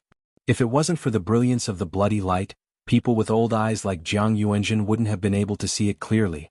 The nature of the thread of blood was extremely strange. It had only appeared in front of people for a few seconds, but it seemed to swell a bit and elongate a bit. Moreover, it twisted its head and swayed its tail like a living bug. Mo Luan spoke of the results of his observations during this time. For now, I am unable to define the mode of existence of this thing. It appeared within the blood of the wing-hand vampire bat, but now it exists on the mental plane. It endlessly devours and paralyzes soul bodies, rapidly growing stronger. He was still looking for an adjective when Mrs. Halder cut to the chase. A biological fission reproduction. A kind of mental microorganism or perhaps a virus. Jiang Yuanjin suddenly clapped his hands. A human-faced arachnid. Everyone understood what he meant. Yin Lu unconsciously stood up straight. It really is similar. Could it be a Darksider species? A species that we have never discovered before? A Darksider species? Luo Nan, who could be called the best listener, suddenly became interested. This thing was a Darksider species? If this really was the case, then it would be the second species that he had seen with his own eyes. Luo Nan had studied the human-faced arachnid in detail during this period of time, but it didn't yield any results. The Darksider species or Darksider life form was a new concept in and of itself. It hadn't even been 2 years since it was proposed. A complete system had yet to be formed, and the amount of information was pitifully small. Luo Nan suspected that with his understanding of the human-faced arachnid, he could list a few phenomena and write a paper. He would receive treatment from a top journal, and he would earn so many honor points within the society that his hands would go limp. Therefore he still had to rely on himself for everything. Luo Nan discovered that this blood virus was quite different from the human-faced arachnid through his observations. It was just as Mo Luan said. This thing's stance was quite ambiguous. It switched back and forth between the material plane and the mental plane. Essentially speaking, this was because its living environment was at the juncture between the mental and the material plane. It was an amphibious species. From the results of his current observations, the roots of its growth and strength were all on the mental plane. It didn't have the ability to absorb nutrients from the material world. However, it was unable to dive deeper into the mental plane. According to the conventional division of the inner world of 3 zones, 1 region and 1 domain, this thing could only move about in the topmost layer of the shallow zone. It was like a mosquito larva on the surface of the water. But if it continued to split and reproduce, then it would be hard to say. After all, it could injure Mo Luan, but it couldn't rely on its current abilities. Luo Nan could sense that the wraith sign, who had been resting idly in the depths of the mental plane after Mo Luan released the blood virus, aroused its instinctive attention. But perhaps it saw that this thing was too weak. It wasn't enough to fill the gaps between its teeth, so it lost interest. Perhaps it wanted to raise it? While Luo Nan was researching, the others weren't idle either. It's also a parasitic species? Ren Hong tried to make a judgment. So to speak, that wing-hand vampire bat is actually a victim host? Is this parasitic relationship a designated one, or is it an arbitrary choice? Perhaps he just wanted to express his thoughts, but the meaning behind his words was like a cold wind that blew the atmosphere in the room cold. With the complexity of mutants and the pitiful depth of human research, it wasn't strange to suddenly discover a new species, especially the Darksider species that came and went without a trace. However, the situation of being parasitized still made people feel unhappy. In the research of mutants, parasitic and symbiotic relationships were actually quite common. During the craziest mutant era, large quantities of insects and microbes on Earth suffered from warped mutations. They evolved into similar abilities, bringing about an extremely terrifying chaos. There were often people who said that the ability users that appeared in the new era were products of a kind of parasitic and symbiotic relationship. They were mutations caused by special viruses entering the host cells. But it was very hard for people to accept this theory. As humans who possessed high levels of intelligence, they instinctively loathed this sort of image that threatened their self-awareness. 9 out of 10 Darksider species are parasitic. There's no need to say too much. Lady Halder ignored her own instincts with her powerful willpower. She focused her gaze on the swimming blood virus before her eyes. After observing it seriously for a period of time, she spoke softly. It uses the blood essence of the fleshly body to drive a viral fission on the mental plane. This sort of interference method seems berserk, but it's actually precise and mysterious. Is it that hard to get rid of? For me, it would take a few days. It shouldn't be hard if I'm careful, but if I increase the number of samples, then I'll need to observe it. How's the scene? I've already arranged for people to protect it. But due to its nature, I haven't begun to collect samples for now. Come with me again. Yes. No one else had the leeway to interrupt the conversation between the two core figures of the order. Only when the principles for handling the matter were decided did Lady Halder change the topic. With Mo Luan's condition, it won't be suitable for him to continue herding for a period of time in the future. We need to adjust the candidates. Everyone discussed this. Everyone's expressions were solemn. What Lady Halder said was a very realistic matter. The founding ceremony of the Blood Flame Order was on December 21st. There were only 40 days left until today. The mold for the Blood Soul Temple had just reached the 5th stage. The progress was smooth, but it could not be interrupted no matter what. In reality, as the human-faced arachnid incident receded and the hunting operation continued, it became more and more difficult to search for the human-faced arachnid's clone in Xia City. The slightest bit of slack could bring irreparable negative effects to the reconstruction of the sacrificial artifact. The reason why Lady Halder was interested in the parasite on the body of the Winghand Bloodbat was because she saw a possible alternative plan. But before she could confirm the feasibility of this plan, she still had to complete the most basic of tasks. Jiang Yuanjin coughed. Relying on his age, he opened his mouth and listed out the matters that didn't have much significance, but they still had to be considered. The herding law, in our hands, has already appointed 4 shepherds. Aside from Mo Luan, there are the Lord Ablatum and 2 Deputy Ablatums. There are 3 candidates, but considering that the Lord Ablatum needs to prepare for the sacrificial ceremony and coordinate with the Blood Flame Will every day, it is hard for him to split his time. So there are only 2 candidates, Yin Lu and Ren Hong. Which one do you choose? Lady Halder asked directly. Ren Hong. Jiang Yuanjin's response was very decisive. She even gave Yin Lu a glare. Yin Lu is running around outside every day. She's tied up with mundane matters. How could she have the time to herd? Yin Lu smiled bitterly and lowered her head. She didn't want to argue with this old man. According to Jiang Yuanjin's thoughts, as a deputy ablatum, she should devote her entire body and mind to teaching affairs. As for the business matters, there would naturally be professionals to handle them. For this reason, the old man gave Yin Lu quite a bit of face. Ren Hong? Lady Halder seemed to be muttering to herself, but she also seemed to be asking. Ren Hong was a bit unsure of her intentions, but he still lowered his head and said, I am willing to temporarily take over the matter of herding. I will listen to the ablatum's arrangements. Lady Halder declined to comment. She continued to call out names. Meng Chong. Meng Chong responded bluntly, I'm not good at it. I have no objections. Yin Lu? Yin Lu was the person involved. She could only say, I will listen to the boss's instructions. She continued her habits from her days as a confidential secretary. She didn't refer to the Lord Ablatum as the boss. Lady Halder's gaze swept across everyone in the room. In the end, her gaze stopped on the face of the person who had been silent all this time. Wu Kuei? Wu Kuei was an ordinary man who could be drowned in the crowd at any time.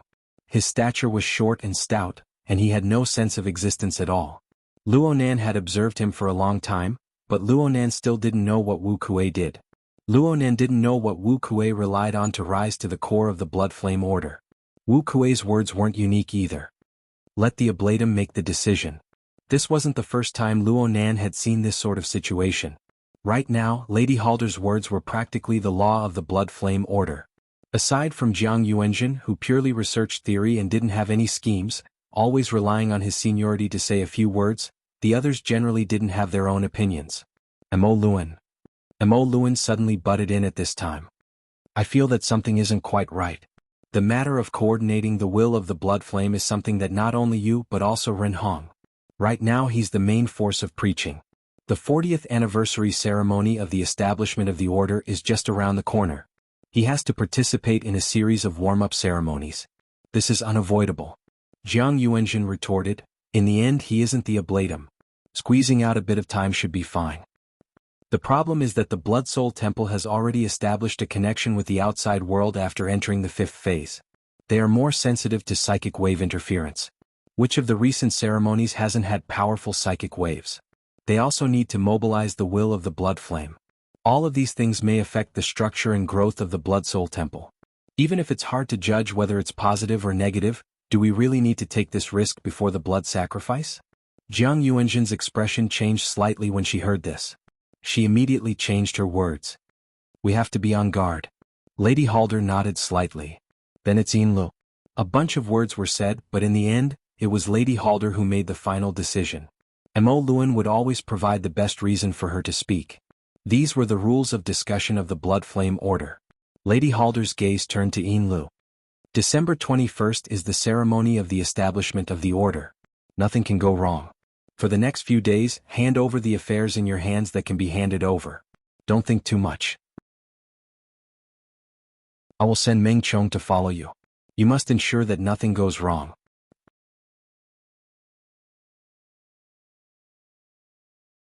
Chapter 389. The matter with the Blood Flame Order came to an end, but Luonan could not help feeling a bit vexed. It was getting harder and harder for him to dismount. It could be seen that the core members of the Blood Flame Order were extremely determined. They were all aiming to reconstruct the sacrificial vessel during the establishment ceremony. However, due to a freak combination of factors, the Wraith sign had replaced their original mold. This was an irreversible process. If he took back the Wraith talisman now, the Blood Flame Order would become a great enemy, and they would not rest until one of them was dead. However, if he dragged it on, it would only be a temporary peace. He would have to take it back sooner or later, and the longer he dragged it on, the more headache he would have. Unless he gave up the Wraith sign, but how was that possible? Luonan tossed this vexing problem to the back of his mind for the time being. He thought about how Mrs. Halder was going to investigate the scene. He wanted to go as well. Even if the 1 million had already exploded, as long as he could find some clues, it would still be helpful for the investigation later. Luonan did his best to recall the video data, searching for the relevant area. Thanks to the powerful network search function of the information age and the consciousness search function of the Hexier, even if it was just an impression, he would soon get the answer. He still felt that it wasn't enough, so he used his authority to use the real-time Street View mode on the psychic wave network to adjust the public cameras and confirm it again. The order of the recycling stratum was terrible. Most of the relevant cameras had been destroyed, but Luonan spent a bit of time piecing together the images. He was able to find the area where the incident most likely occurred, and he discovered a glaring pool of blood there. At this moment, there were people taking pictures in the surroundings, all of them very carefully. This is the place. According to what Mo Luan said, he had already arranged for people to deal with the scene. That was why it was said that this kind of old man was the most annoying. Luonan wanted to eat the first bite of soup, but he was afraid that it would be too much. Glancing at his watch, the first class was about to end. After class, he would find a quiet place and enter an out-of-body state. It would only take him a minute or two to reach the River Wu district. Luonan's plan was quite good, and the preliminary work was quite in place. But the true big boss was unwilling to cooperate. On the podium, the cultured lecturer of the writing class said, "Let's not end the class. For the rest of the time, let's practice in class.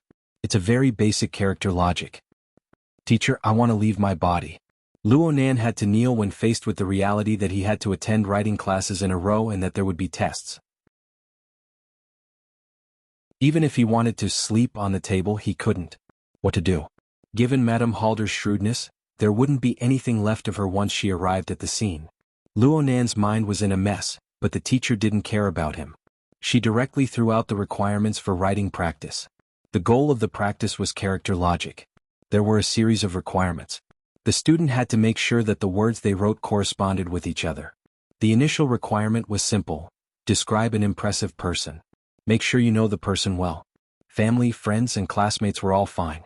He could start with a description of their appearance. Of course, this involved a series of details such as the shape of the face, mouth, nose, eyes, eyebrows, beard, and so on. The Luonan of 2 months ago might have had a narrow range of choices, but it was much easier now. He had chosen Shuelei, whom he had interacted with the longest. Yes, Shuelei was closer to the understanding of normal people.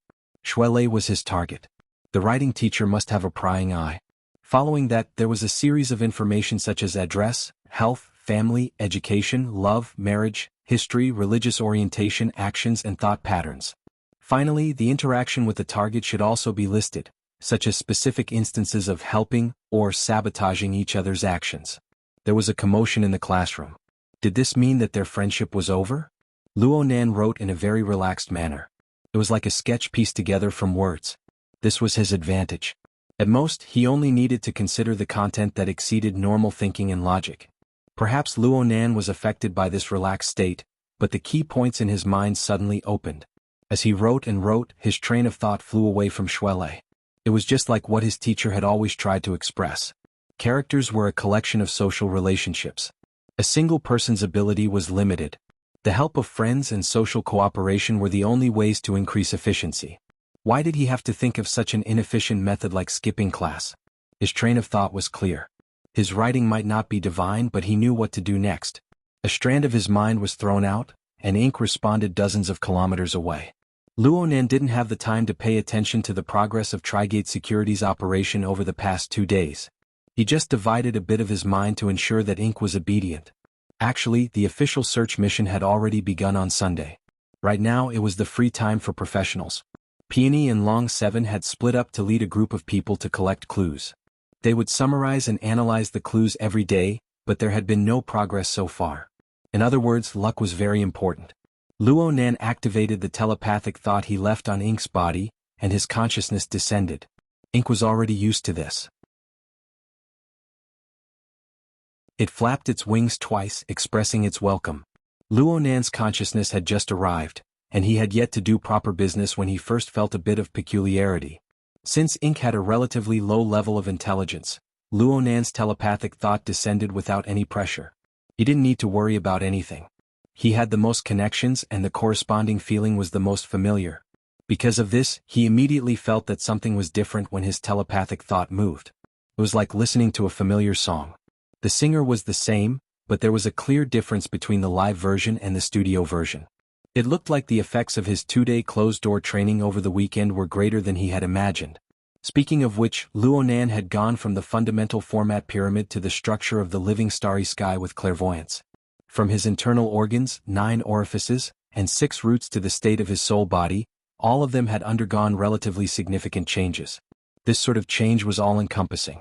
The resulting effects involved the structure of Luo Nan's body and soul, as well as all aspects of his internal and external connections. But because the effects were too broad, many things could only be experienced after actual contact. For example, Ink. After the format pyramid transformed into a star atlas, the connection between Luo Nan and his believers was no longer shackled by materialization. In fact, Luo Nan had become much clearer on an intrinsic level. He discovered at this moment that his observations on the mental plane had already taken on the mode of a telescope due to the effects of the atrium cyclotron 2 days ago. Through warping and weaving mental curtains, Luo Nan could obtain high-definition information from afar using a special format. This was the most crucial reason for the substantial increase in his mental sensing ability in recent times. Before, Luo Nan had only considered the changes brought to him by the telescope mode. Now he saw that Ink had become an important fulcrum and reference in this mode. It was like a Cepheid variable star in the universe. Astronomers borrowed its light cycle to modify parameters and measure interstellar distances with greater precision. But from Luo Nan's perspective, every detail seemed to have exceeded his requirements for precision after being modified by Ink. So much so that he only had a vague feeling that he was unable to accurately describe it. What sort of reasoning was this? Ink became a bit excited due to the existence of Luo Nan's telepathic thought. But no one else could understand its mood. Peony and the others were on the platform of a tall building in the Forest Wall district right now. They were using viewing binoculars to scan the city district. Ink stood on the binoculars, its claws digging into the outer shell. It was fine if it didn't move, but once it moved, it caused the lens to shake greatly. It was very hard to observe. Peony didn't even raise her head. She continued to use the binoculars to look around, but her slender fingers accurately found the target. She lightly flicked Ink's thick beak. "Mr. Ink, do you have any thoughts?" It carried a bit of childishness, but it also seemed to be teasing. In the classroom, Luo Nan subconsciously rubbed his mouth. He finally recovered from the changes in his ultra-precise perception. He connected the rubber band on Ink's ankle to communicate with Peony. He didn't really know how to deal with this woman, so he simply spoke his coordinates. "Go here." Peony stopped adjusting the binoculars' direction. She straightened her body and focused her gaze on Ink. She raised her eyebrows slightly, and a rarely seen expression of astonishment appeared on her face. Then she communicated with her soul strength. "You've discovered something? Are you sure? Where's the source of the information?" How could Luonan tell her? He couldn't find any other reason, so he simply shut his mouth and didn't answer. He wanted to say, "Do as you see fit," but he was afraid that Peony would retort back, so he simply had Ink close its eyes and pretend to be confused. Only after doing all of this did he come to a realization. Peony knew that there was someone behind Ink. "Close your eyes, my ass." Luonan was greatly embarrassed. There was no need to mention how to remedy the situation. However, Peony didn't get angry. She snapped her fingers and spoke to the support personnel of Trigate Security beside her. "We're going to change the location." "Oh, the effects are great." This was probably the fabled version of "do as you see fit." Ink still had the appearance of pretending to be asleep.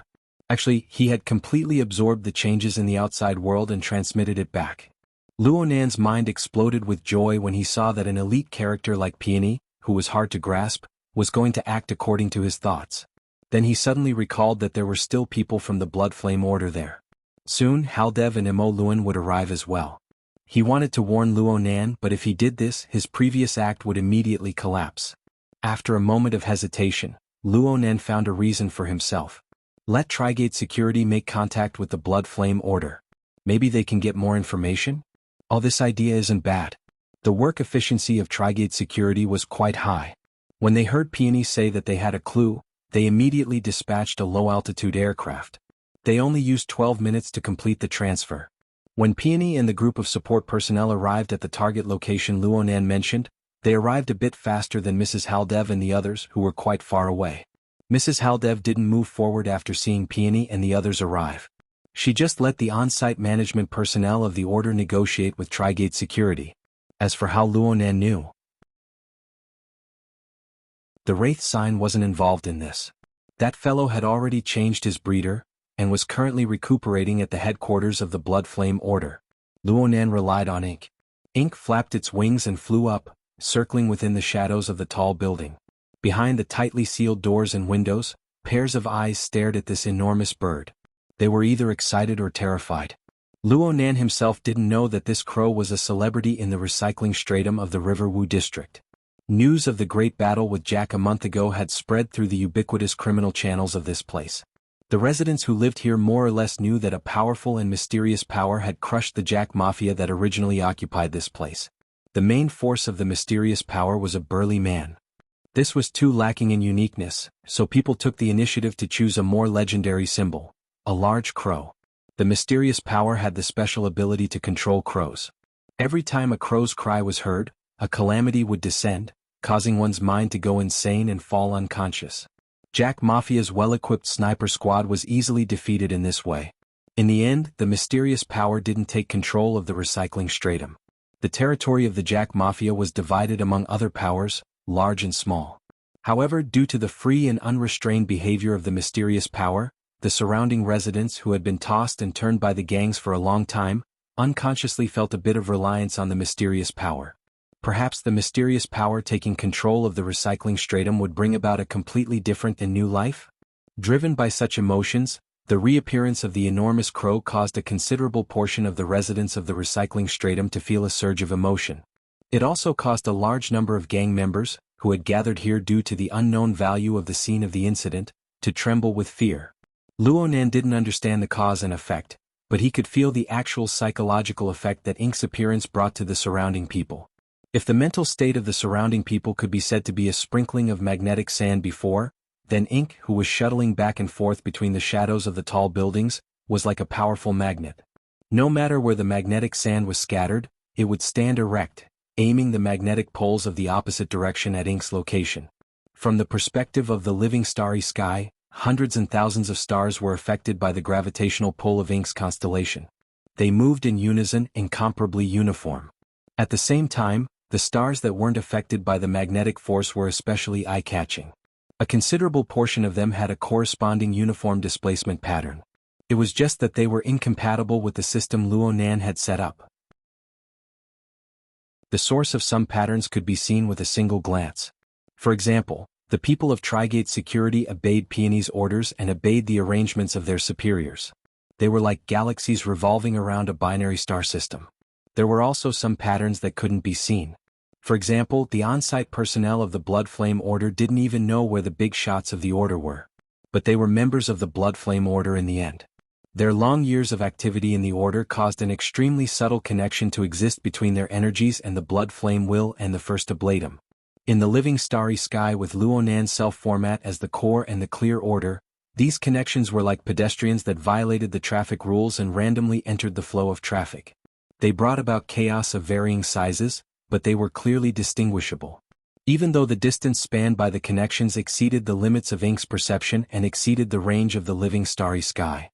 But when all the intruders walked in the same direction, all the connections converged in a relatively fixed region. Luonan was naturally able to guess. There was a dark star there that was hard to see with the naked eye. It was releasing an invisible and powerful gravitational pull. Ink circled around twice before quietly expanding its flight trajectory outward. It gradually brought the possible locations of the dark star into the range of Ink's senses. A dozen or so seconds later, a dark nebula that was hard to pry into appeared within the living starry sky.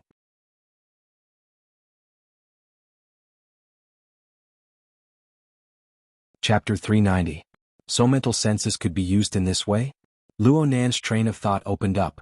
The clairvoyance mode of the telescope was clearly a sort of systematic clairvoyance.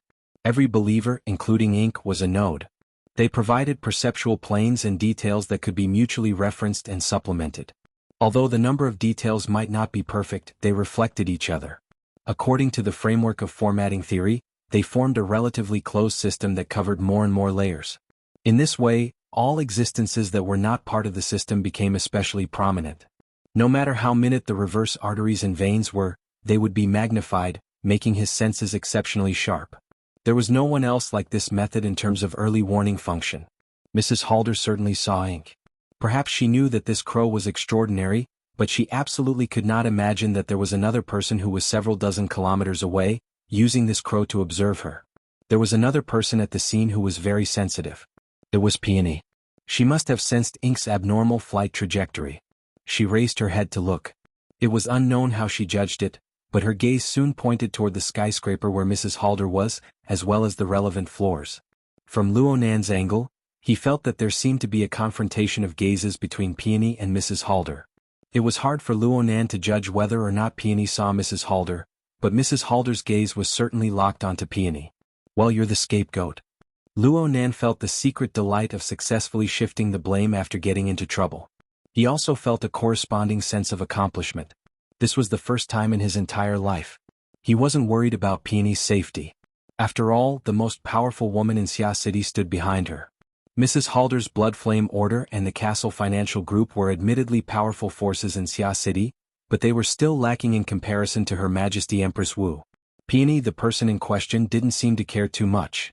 Or perhaps it could be said that she didn't have the corresponding sense of crisis. She received a call at this time, and the smile on her face grew even more radiant. Her curved eyes seemed to flow with colorful light. Be it the Trigate security personnel beside her or the Blood Flame Order personnel, they all couldn't help but steal glances at her. It was hard to avoid their emotions from rising and falling. The living starry sky had a reaction. Darling, have you arrived yet? How's my setup? One fatal strike. Peony completely disregarded this. Her mind had already withdrawn from the mission. She allowed her mood to melt into her smile and flow naturally. As long as you're happy, it's fine. No problem. Tonight, everyone's going to turn the heavens high and celebrate your success. He should be her boyfriend, but what's with that doting expression? After the writing class, it was time for the society's activities. Luonan was liberated. He was still thinking about the confrontation, entanglement, and communication at the recycling stratum of Shuanghe district. Many pieces of information would not have appeared at the time, or perhaps Luonan would not have been able to see them even if they had appeared. However, he was certain that both the Blood Flame Order and Trigate Security would hold a meeting to discuss the situation after he returned. It shouldn't be a problem for him to piece together a rough picture of the truth. Seiji had all the benefits, yet he remained uninvolved. It was a bit like a villain, but it did make Seiji feel great. At a time like this, it was none of his business whether others were in a good mood or not. Luonan waited for his car at the parking spot. His mind was pondering over the problem of system perception. It was just as he had understood before. He discovered an excellent early warning method. Though it was still lacking in many ways, it didn't seem difficult to make up for it. All he needed to do was expand the number of believers a bit and scatter them across the various city districts. They would connect seamlessly with each other, forming a closed system. Targets that were not part of the system, especially ability users who possessed self-logic, would be more or less accurate. What security and bodyguards did he need back then? Even the Skynet system that covered the entire city wouldn't be as sharp as he was. Even if the Order of Justice's first Ablatum, Deputy Secretary General Gong Chi, and other powerful people came to kill them, Luo Nan would be able to know their positions and coordinates the moment they stepped into the boundaries of Xia City. They would be hundreds of kilometers away, and Luo Nan would be able to notify President Ouyang and Her Majesty Empress Wu to take to the skies to intercept them. Just thinking about it was exciting. As for expanding the number of believers, Luo Nan scratched his head. The streetcar just so happened to arrive. He boarded the car and continued to scratch. He felt a bit subtle. Luo Nan was certain that he had never truly regarded himself as a god. He had only seen Bamboo Pole's paper. He had borrowed the relationship between believers and gods to describe the various mysteries of formatting theory. That was all there was to it. Therefore, Luo Nan wasn't like the contemporary secret orders. He didn't deliberately ponder over the so-called doctrines and rituals. Then he used all sorts of methods to actively expand the scale of his believers. So far he had accepted believers like ink in the Wraith sign. He didn't care about Rui Wen, who was a special example that appeared and disappeared from time to time. His true human believers numbered no more than 3 people. Baze, Xie Junping and Cat Eyes. Black Tiger Baze was someone who relied on force to survive. His personality and conduct had been polished by the Order of Justice for a long time. He could be said to be plugged in and out. There was no adjustment period. Xie Junping wasn't a person of the same circle. He was muddle-headed and completely unaware. Luo Nan deliberately played down this relationship and forgot about it. He just left it there and let Xie Junping do what he wanted. As for Cat Eyes, she was probably the only example of a believer that possessed self-awareness and self-awareness. And the entire process couldn't be said to be smooth. Cat Eyes certainly had to bear the responsibility for this matter. But even if she had courted death herself, the series of developments that followed, especially the mental and willpower torment, made Luo Nan, the beneficiary, feel quite upset in his heart. This was especially true after the format pyramid transformed into a star atlas. The materialized chains disappeared, and a more essential connection became prominent. Luo Nan inspected his believers one by one and discovered that Cat Eyes was acting extremely dispirited. Her mental state was worrying. This was absolutely not a situation Luo Nan wished to see. Luo Nan sat in the last row of the trolley, his fingers rubbing against his hair. As he pondered, his thoughts unconsciously shifted through the living starry sky. He saw Cat Eyes once more. It was the middle of the afternoon. Normal people worked and studied. Ability users cultivated and completed missions. But what about Cat Eyes? She was sitting cross-legged on the floor of the room. Her hair was messy and she wore a sleeveless top and briefs. Large swaths of healthy, smooth light brown skin were exposed. She looked like she had just woken up from a hangover. Her fingers were unconsciously playing with a wine bottle. There were at least a dozen wine bottles around her body. Most of them were empty and overturned. They were a complete mess. Holy crap. If this continued, she would really be crippled. Luo Nan felt that this was no good. He was impulsive for a moment, so he simply said, "How about we have a chat?" Cat Eyes' figure froze the moment the thought came out. Her boring and monotonous actions came to an end. The wine bottle beside her feet rolled far away. Luo Nan only remembered when he saw the statue-like figure.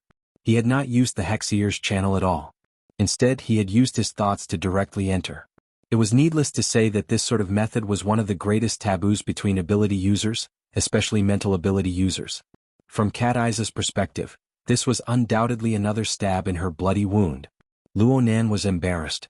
He didn't even think about whether or not he should apologize. But then he saw Cat Eyes reveal a strange smile for some reason. She supported her forehead with her hand, pressing against her hairline. She gathered her fluffy hair a bit, and her appearance was a bit similar to Luo Nan's. It was just that she exuded a serious feeling of decadence and a bit of self-mockery. "Okay, but I still have to go teach dancing in a bit. Boss, do you want me to skip work?" No need. The class ends at 8 in the evening." "No problem." Only after Luo Nan spoke did he remember that he still had a social engagement tonight. He could completely have Cat Eyes come back tomorrow. But the words had already been spoken. Changing them now would be too passive. He might as well just stick together. Then come to Frost River reality at Cloud City Water Village. I'll be waiting here. I'll be there at 8:30. The conversation ended here. The conversation between the two did not use any electronic devices. It was purely a telepathic exchange. It was smooth and natural, as if they had done this countless times. Cat Eyes looked as if she had just finished a routine phone call. Her face was apathetic. She picked up a full wine bottle beside her and skillfully opened the cap with her fingers. She blew too hard and the yellowish liquid of the wine overflowed from the corner of her lips. It flowed along her chin, neck, collarbone, all the way to her bulging chest. It seeped into a deep cleavage that could make any man stare blankly. Her camisole was drenched. The contours of her body and the corresponding details were all revealed down to the finest hair. That scene. Luonan's face turned red. He hurriedly cut off his telepathic thoughts. He unconsciously increased the strength of his fingers that brushed past his hair, scratching his scalp until it hurt. Only now did he truly come back to his senses. He really called that sister over. What was he going to talk about? Was he going to talk about taking her in as a believer? I'm very sorry, but I haven't figured out the unfollow function yet. Why don't you wait a bit? Or should I say, girl, since you're already like this, you should obediently listen to me in the future. Warm my bed, make my quilts, dance for my amusement, and serve me well. I'll guarantee you glory, splendor, wealth, and endless benefits in the future. Damn, he was too impulsive. Luonan held his head, dispelling these senseless and foolish thoughts. He faced the roof of the trolley and silently grinned. He didn't know how to evaluate himself. The hexier vibrated while he was in a dilemma. Someone from the society was calling. Could it be that Cat Eyes wanted to go back on her word and not come tonight? Luonan, this coward, was already looking forward to it. However, the caller was not Cat Eyes. It was Papercut. Master, I'm here. You're ringing and banging here.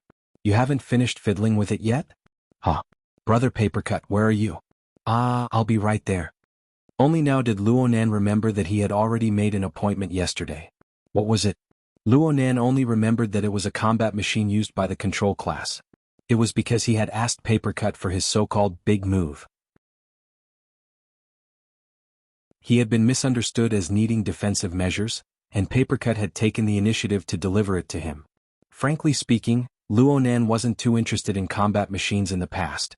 Now that he had the dripping sword, there was no need to even mention it. However, Papercut had come over. Luonan took the opportunity to express his gratitude and exchange their experiences with the dripping sword and the activation class.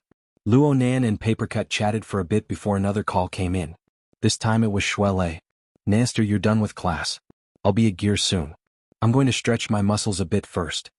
Oh my, thank you, brother Papercut.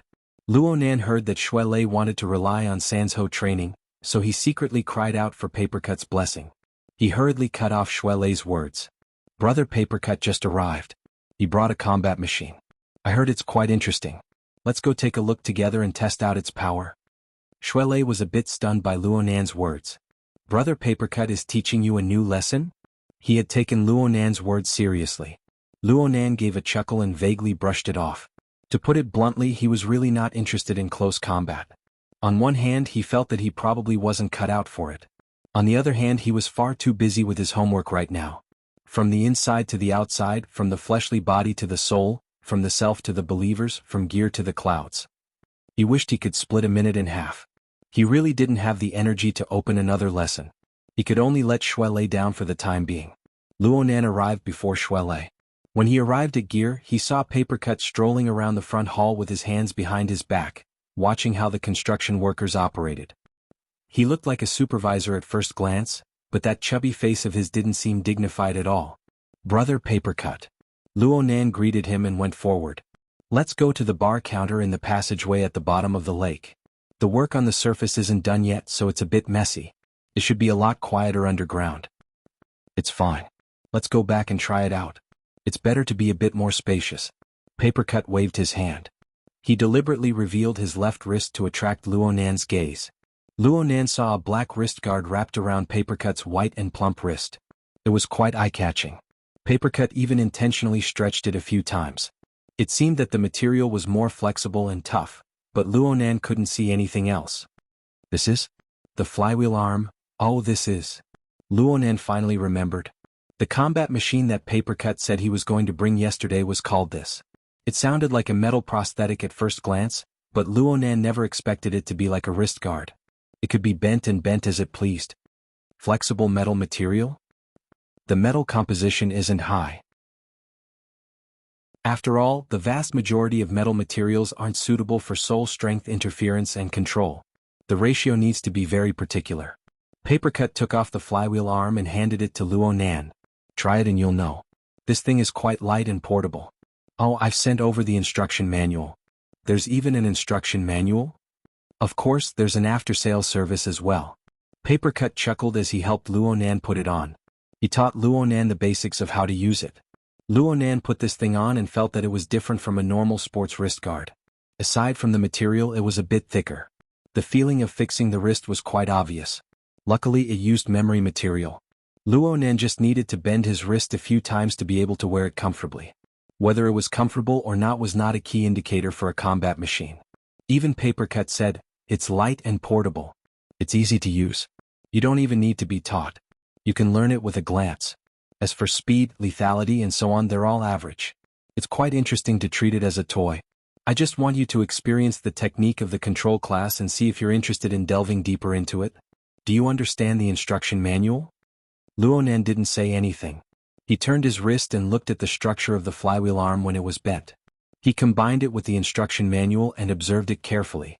Only then did he discover that when this thing was woven, it was divided into several layers. Each layer was independent, like a deformed fish scale armor. The layers were stacked on top of each other, but they weren't fragmented. There were only a dozen or so pieces.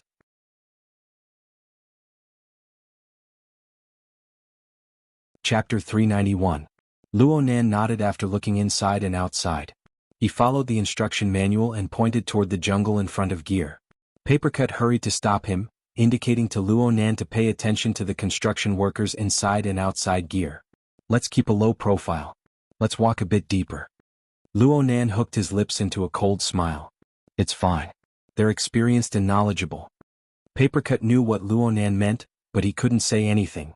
He laughed and pulled Luo Nan deeper into the jungle. They didn't walk 2 steps when Shui Lei turned from the jungle path. He saw the two pulling each other and was a bit stupefied. "Where are you guys going?" "Yo Leister, you're here." Papercut was quite familiar with Shui Lei. He chuckled and greeted him. "Brother Papercut," Shui Lei responded. He finally found a reason. "You guys came to class." Luo Nan sweated a bit when he heard this. Luckily, Papercut's answer was very vague. "We came to inspect the goods. We can go take a look together." "What goods?" Shui Lei wasn't completely connected. Luo Nan's eyes were sharp. He could tell with a glance that this fellow had yet to give up his evil intentions. He wanted to drag Luo Nan to practice Sansho with him. Luo Nan even brought a set of Taoist clothes. How could he let Shui Lei have his way? He immediately made up his mind. He would rely on Brother Papercut's protection today. He would cling tightly to this thick thigh and make Shui Lei embarrassed to force him. His thoughts spun, and he used the reason of trying out the control class to drag Shui Lei into the jungle. He turned his head and said, "Brother Papercut, everyone's here today. Let's go get together tonight if we have nothing to do." Papercut went, "Ha." He was a bit surprised. He knew Luo Nan's temperament. Luo Nan could be considered pure and kind, but how could he understand the ways of the world? He had given Luo Nan lessons for over a dozen days, but he had never received this kind of treatment.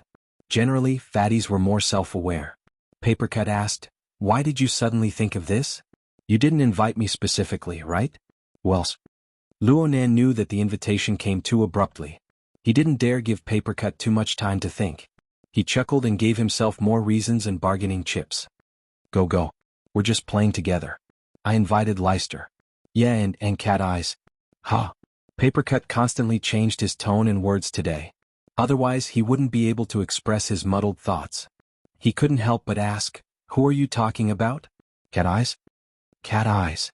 Shui Lei was also stunned. Could it be that the gathering Luo Nan was talking about was different from the one he mentioned at noon? Luo Nan opened his mouth. He suddenly wanted to slap himself. Today he was a typical case of only caring about his head and not caring about the bottom. He only wanted to slack off, but he ended up piling up more troublesome things. "Hey, don't rush to a conclusion." Luo Nan suddenly had a flash of inspiration. He blinked his eyes and a line of words came out of his mouth. Moreover, he didn't need to fake it. He hemmed and hawed as he said, "Didn't you say that she changed professions?"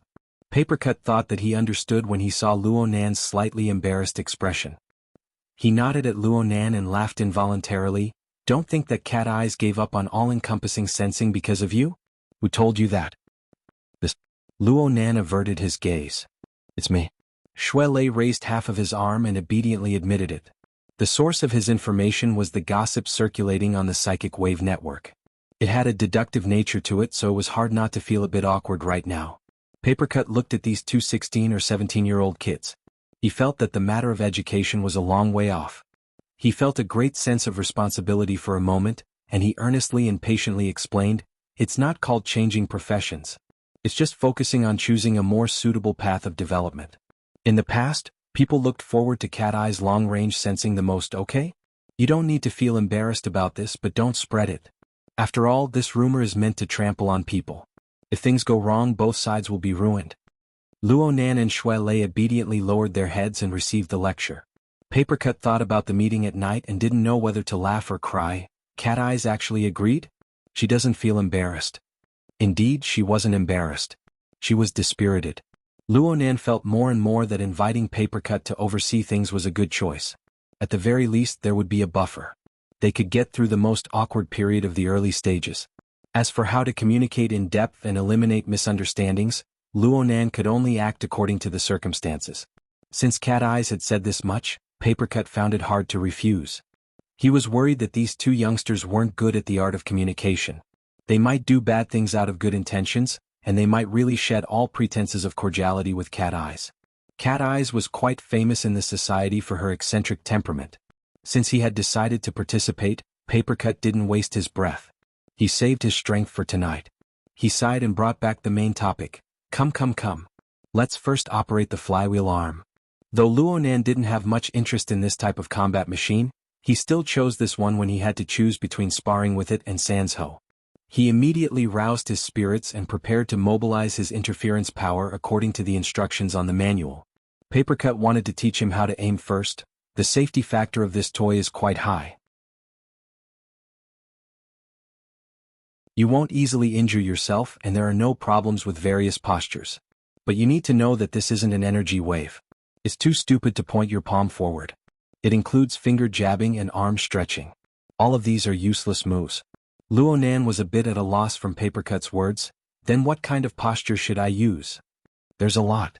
The most effective method is to throw it. It's like throwing a dart, striking out with a fist, chopping with a knife hand, and so on. Anything works. Luo Nan waved his arms stiffly. Like this? Shui Lei curled his lips to the side. Zero foundation. Clearly, Shui Lei already had some judgment regarding the matter of Luo Nan repeatedly avoiding Sansho training. Right now he was jabbing at Luo Nan. Luo Nan pretended not to hear her. He first tried it twice, then he began to mobilize his interference power, pouring it into the wrist guard to activate it. As the divine chakra and body chakra intersected and rotated, the heart lamp of the eye's orifice lit up and illuminated his brain. In the past, this would be the sign of the formation of interference force. But Luo Nan's foundation was far too thick, even if he didn't put much effort into cultivating the internal refinement technique in the past 2 days. He also had the assistance of the Wraith Sign's meteorite descent. Under the urging of many factors, not only was the eye's orifice a small success, but the orifice of the mouth and tongue had also taken shape. It transformed into a spiritual pool of liquid jade, resonating with the heart lantern of the eye's orifice from a distance. In terms of internal training, the mind lamp spirit pool was like the spring sun melting into snow, the cold and warmth stimulating each other. And in terms of the interference of the mental and material planes, after the mind lamp was lit, the spirit pool filled with jade liquid would turn into the highest quality lamp oil, connecting with the mind lamp and helping it burn layer by layer. In this way it was equivalent to combining 3 apertures into one. The strength of his interference power had increased by more than 3 times. Luo Nan originally wanted to follow the instructions in the manual and increase the control, but now he directly raised it to the max.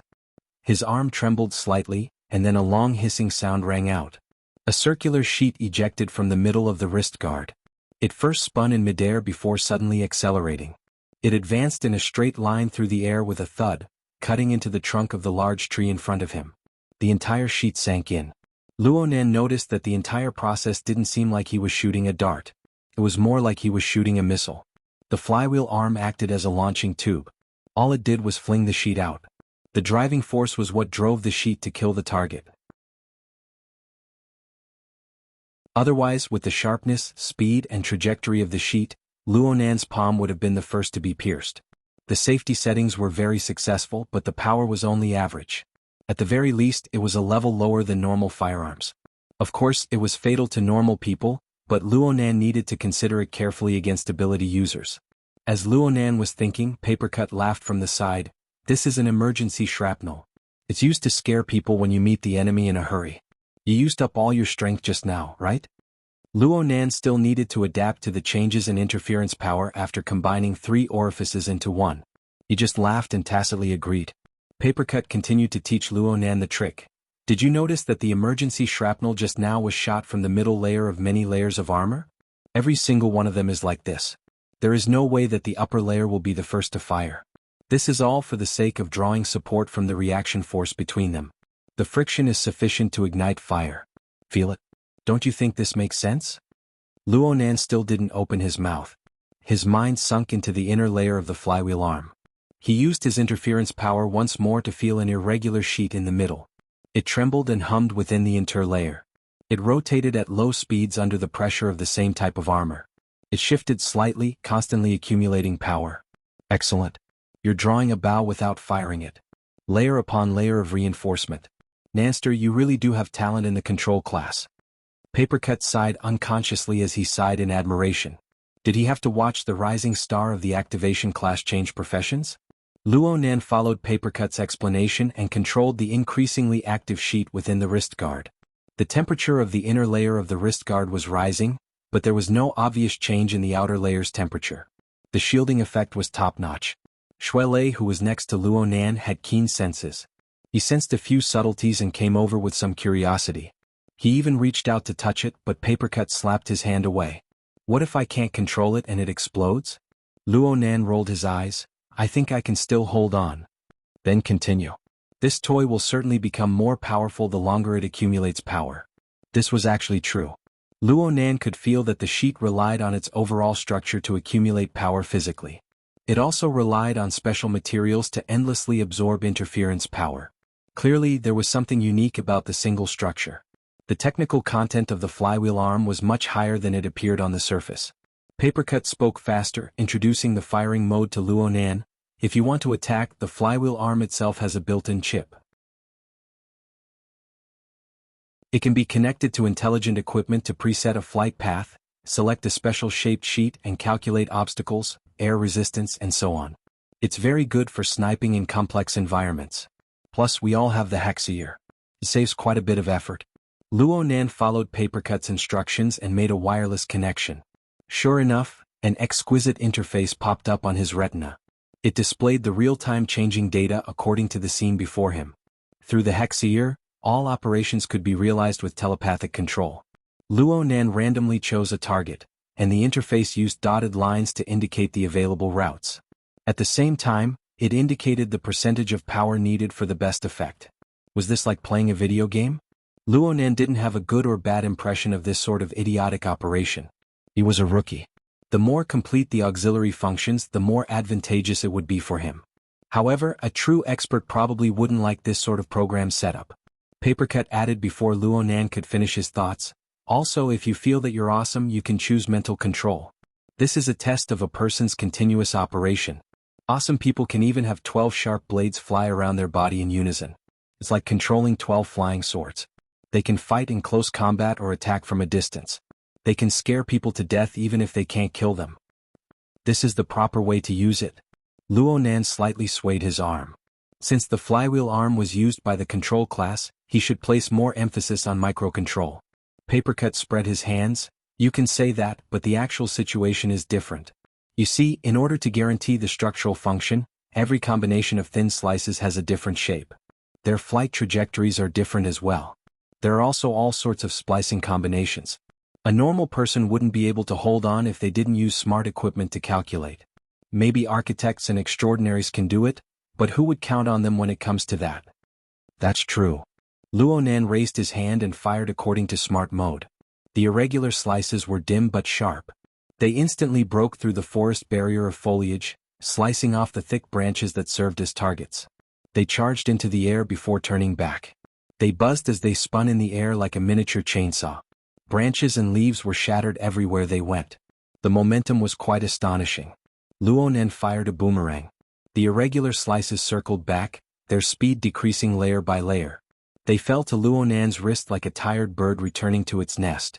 Luonan continued to pour in his interference power, and the slices pieced back together. Papercut clapped his hands. Okay, you're getting started. It's just that your operation is too rigid. Actually, no matter if it's smart mode or free mode, you can switch between them. You can change directions at will and increase your power. If you're in combat, I suggest you first use smart control. You can design a good route and you can add mental control at the last moment. It saves you a lot of effort. It's sudden and flexible enough. The effect of catching your opponent off guard is still there. That's true. Luonan continued to practice in the forest. He didn't forget to let Shuelei have a taste in the middle of it. He pacified Shuelei's emotions and divided his mind, so that Shuelei wouldn't jump back to the topic of Sanzhou training. Time passed quickly and the sky was already dark. The three of them had enough fun in the nearby forest, so they prepared to return. Luonan's wristband vibrated at this time. It was a call from Tianxi. Her tone was a bit nervous. Junior Nan, I'm really sorry. There are some things I need to take care of in this society. Tianxi is doing experiments. We might have to go a bit later. Got it, senior sister Tian. Luonan didn't want to give Tianxi any more pressure. He was counting on this senior sister to suppress Mo Peng and the others. Papercut was baffled to the side. Who is it? You're also getting together in a bit? Luonan casually said, one of my senior sisters and her little brother. They're coming with us tonight. Outside the circle? Papercut was very surprised. Luonan had a guilty conscience from Papercut's reaction. He could only evade the important and dwell on the trivial. It's Tianxi. She's the one who became a hostage at Ocean Sky Cloud City. You've met her before, right? He looked at Papercut's expression and knew that he couldn't hide it any longer. He could only add, there are also two relatives of mine. Maybe they're also their friends. It's a gathering and it's at Frost River Reality. I'll just meet them face to face. I'll tell them about us later. Will you? Papercut really didn't know whether to laugh or cry. He reached out to point at Luonan again, but he was discouraged before he could open his mouth. You still have to learn in the future. It looks like there are quite a few people this time. Have you booked a room yet? A room? Luonan entered a stupefied state.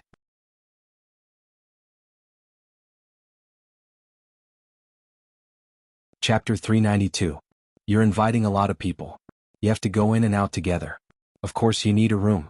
And if you feel that the two circles aren't suited to be together, you can book 2 rooms. You just need to run around in the middle. Papercut taught Luonan step by step. Before he became the elementary instructor, he never thought that he would be responsible for imparting such basic social knowledge. Luonan could not help but feel embarrassed. Speaking of which, he really did not care too much about tonight's trip to Frost River Reality. He just thought that he would go to the game hall and bring people in. How could he have known that there would be such details when it came to entertaining people? It made sense when he thought about it. Last time Emochio and Tianxi had a get-together, they had booked a private room. I'll book one right away. Luonan was flustered for a moment. He hastily contacted Frost River Reality.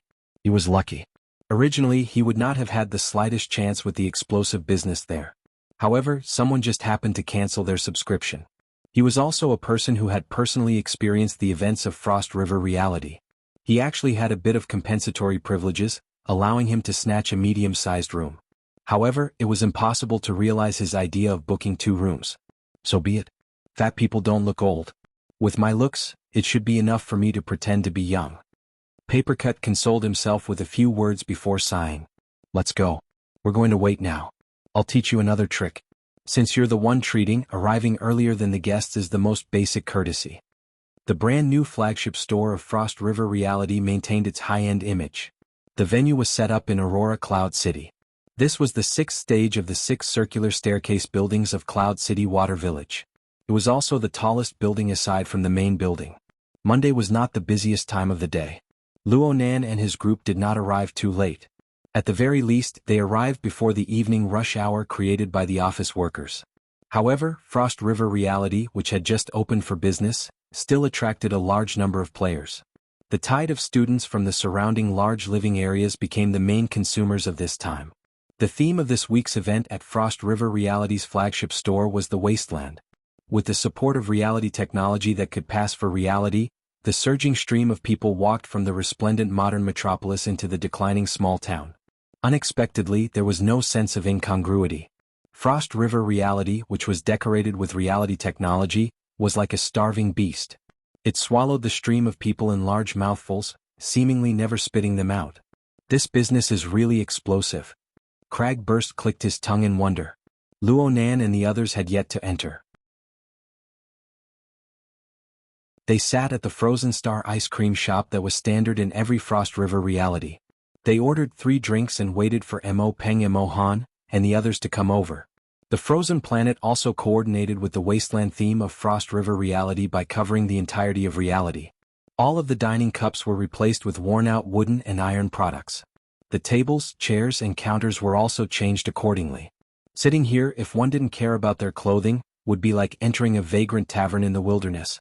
Oh, if one ordered an iced drink that cost more than 100 renminbi, they would get a vagrant cloak for free. There's only one word: burn. Burn money. Papercut took a sip of his drink and evaluated. The event planner should have been to the wilderness before. The background is pretty good, but it's limited to this ice cream shop. What the hell is that small town? Anyone who dares to build something like that in the wilderness is doomed to be flattened by mutants. As they chatted, Papercut, who was such an honest person, couldn't help but show off a few words, but that was all. They soon gathered together and chatted enthusiastically about the flywheel arm. Papercut was still teaching Luonan a few things to take note of. This toy's components are exquisite and complex. It's definitely not the durable type. Think about that emergency shrapnel. It must have taken quite a bit of effort to dig it out from the tree trunk, right? After a mid to high intensity battle, the recovery ratio of components isn't high. As a conventional weapon, the logistical pressure isn't small. Luonan wasn't prepared to use the flywheel arm as a conventional weapon. He just wanted to use it to practice his control of interference power after combining 3 orifices into one. It was quite suitable to add a way to adapt. But even so, logistics was a more realistic problem. Right? Luonan vaguely remembered Papercut saying that there was an after-sales service. Papercut laughed heartily when Luonan asked about this. I was waiting for you to ask this question. Of course there's an after-sales service. You know him, old Zhai? Luonan was shocked. This is worker Zhai's work? Papercut shook his head. He's not the main creator, but he's one of the auxiliary designers. In the beginning, he was also responsible for the OEM manufacturing of some of the components. He looked all around and lowered his voice. Actually, the flywheel arm was a cooperative project between the society and the government. Its main purpose was to research the ratio and structural design of easily interfering substances. Unfortunately, it was abandoned halfway. Most of the research was lost. The flywheel arm was the only concrete result, but it was lacking in stamina. It was impossible to conduct follow-up research.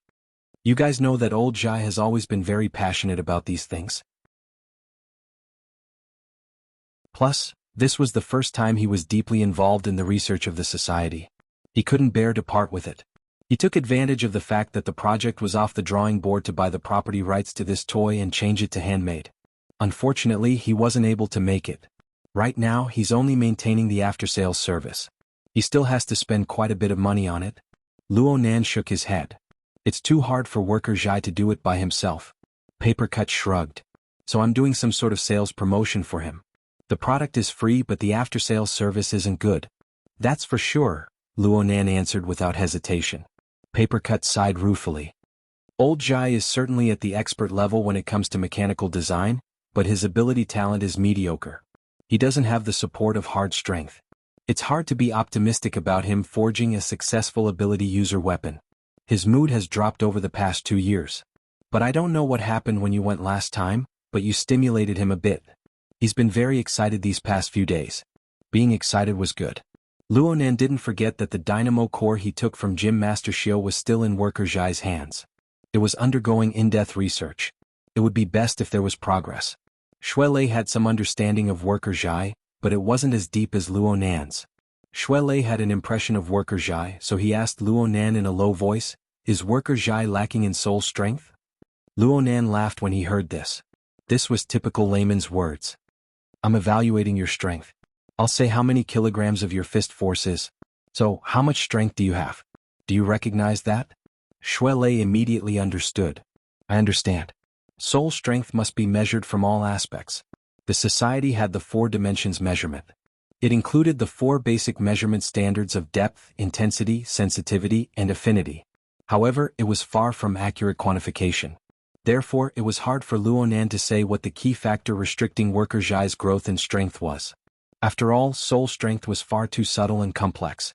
Papercut swallowed the drink in his cup along with the ice cubes. Talent, talent, talent. Important words can be repeated 300 times. In our domain, if you start off as a blank slate, you won't be able to reach that standard. You won't be able to reach it in your entire life. Old Zhai has some skill, but he's just a bit off. He can't go up no matter what. And as long as he can't go up, many methods of training and growth are meaningless. Luonan and Lei glanced at each other. Actually, they were a bit disapproving of Papercut's words. Lei felt that his own ability was partly due to the guidance of a famous teacher, and partly due to his own solid training. Talent wasn't a decisive factor. Luonan thought of his grandfather's formatting theory. If he had talent, he would have followed his grandfather's theory. He would have used medicine to pile up and mold it step by step. Papercut could guess what the 2 youths were thinking, but he didn't care. Of the 600,000 ability users in the world, almost 90% lacked the corresponding aptitude and could not be truly awakened. They could only waste their time in a state that was neither good nor bad. It was one of the most painful experiences in the world to give light, but to wipe out hope. Without long-term, extensive contact, the 2 little ones would not be able to truly understand that group. All of this required experience. When their eyes met, the enthusiastic young man and the passive uncle understood each other tacitly. Their magnetic fields sizzled. Now that they had the time to chat, Lei couldn't help but ask, how is it possible that there are no ways to train and gain strength? The dojo master had once said that the 3 treasures of essence, breath, and spirit were shared by everyone. When your spirit is full, your chi will be full, and when your chi is full, your spirit will be full. This is a chain that runs through everything. If you don't have enough soul strength, strengthening your body is also a way. Papercut laughed. How is a fleshly body enhancement different from a mental enhancement? The former had a foothold in the material world. As long as one cultivated it properly, they could build up layer by layer and temper themselves inside and out. Even a shabby brothel could one day transform into a royal palace. But the mental plane is illusory, and the activation of abilities usually comes out of nowhere. It doesn't have muscles, and it can't be increased with large amounts of exercise. The main reason lies in the fact that its nature is far too different from the material world. It's impossible to find a point of connection. Even if you find it, there will be a difference between reality and illusion. It's like a chicken talking to a duck. Luonan had a pensive look on his face. So you're saying that interference power is very important? Papercut tapped his empty cup. Yes, interference power is extremely important. President Ouyang once said that the current theory of supernatural powers is incomplete. Only by realizing the function of interference can soul strength be incorporated into the experience system that people can understand. Only then can the 2 most crucial tasks of observation and cognition be realized. Only then can one borrow the foundation of the material world to realize effective growth. The stronger the interference power, the faster the growth. Papercut immediately retreated in defeat when he saw Luonan's pure eyes. I know that you're an exception. You're the only one whose interference power is trash in the early stages, but your soul strength can still soar. Formatting theory is truly extraordinary. Luonan loved to hear these kinds of words. He immediately smiled until his eyes squinted. However, he didn't believe that this point could reflect the particularity of formatting theory. No. My self-format is also constructed on top of the material world. It is constructed on the special structure of the nervous system. It's not that it doesn't have interference power. It's just that it is very likely to form a one-way channel. I can only use matter to interfere with the mind. The reverse won't work. This will drive the rapid growth of soul strength, but it will also cause a serious imbalance between body and soul. Papercut blinked. He found it strange that Luonan actually understood what Luonan was saying. What you say is quite reasonable. If I can study and analyze it in earnest. Luonan rolled his eyes. Don't dissect it. I don't want to be a guinea pig. Having said this, he thought of octopus. He had already made some progress with the help of his grandfather's notes and formulas. He didn't know whether or not he could produce some dazzling results. Perhaps formatting theory really did have flaws, but Luonan's own practice proved that these flaws could be overcome. He had already borrowed Gym Master Shio's guidance and coupling theory to turn a one-way channel into a two-way channel. This sort of experience could be completely integrated into formatting theory, making it more persuasive. It could become a hot topic in the inner world and even the entire world. Right now the momentum was good. Luo Nan laughed unconsciously. "Hey, what are you thinking about?" Shuelei saw Luo Nan laugh foolishly for some inexplicable reason after calling Luo Nan a guinea pig. Shuelei was a bit worried that something would go wrong with Luo Nan's mental circuit. Only now did Luo Nan realize that he had lost control of himself. He hurriedly waved his hand. "It's nothing. I just feel that President Ouyang's description is precise. Last time at Frost River Reality. I'm talking about the one at the center of the city. Fairchild said something similar like, observation is order, and the like, but he didn't mention the experience system. President Ouyang's premise is very good. From Luo Nan's understanding, the so-called experience system should be a set of observations and cognitive results that could be deduced and generated through practice and verification. Ability users who found it hard to become awakened, lived their entire lives in the material world.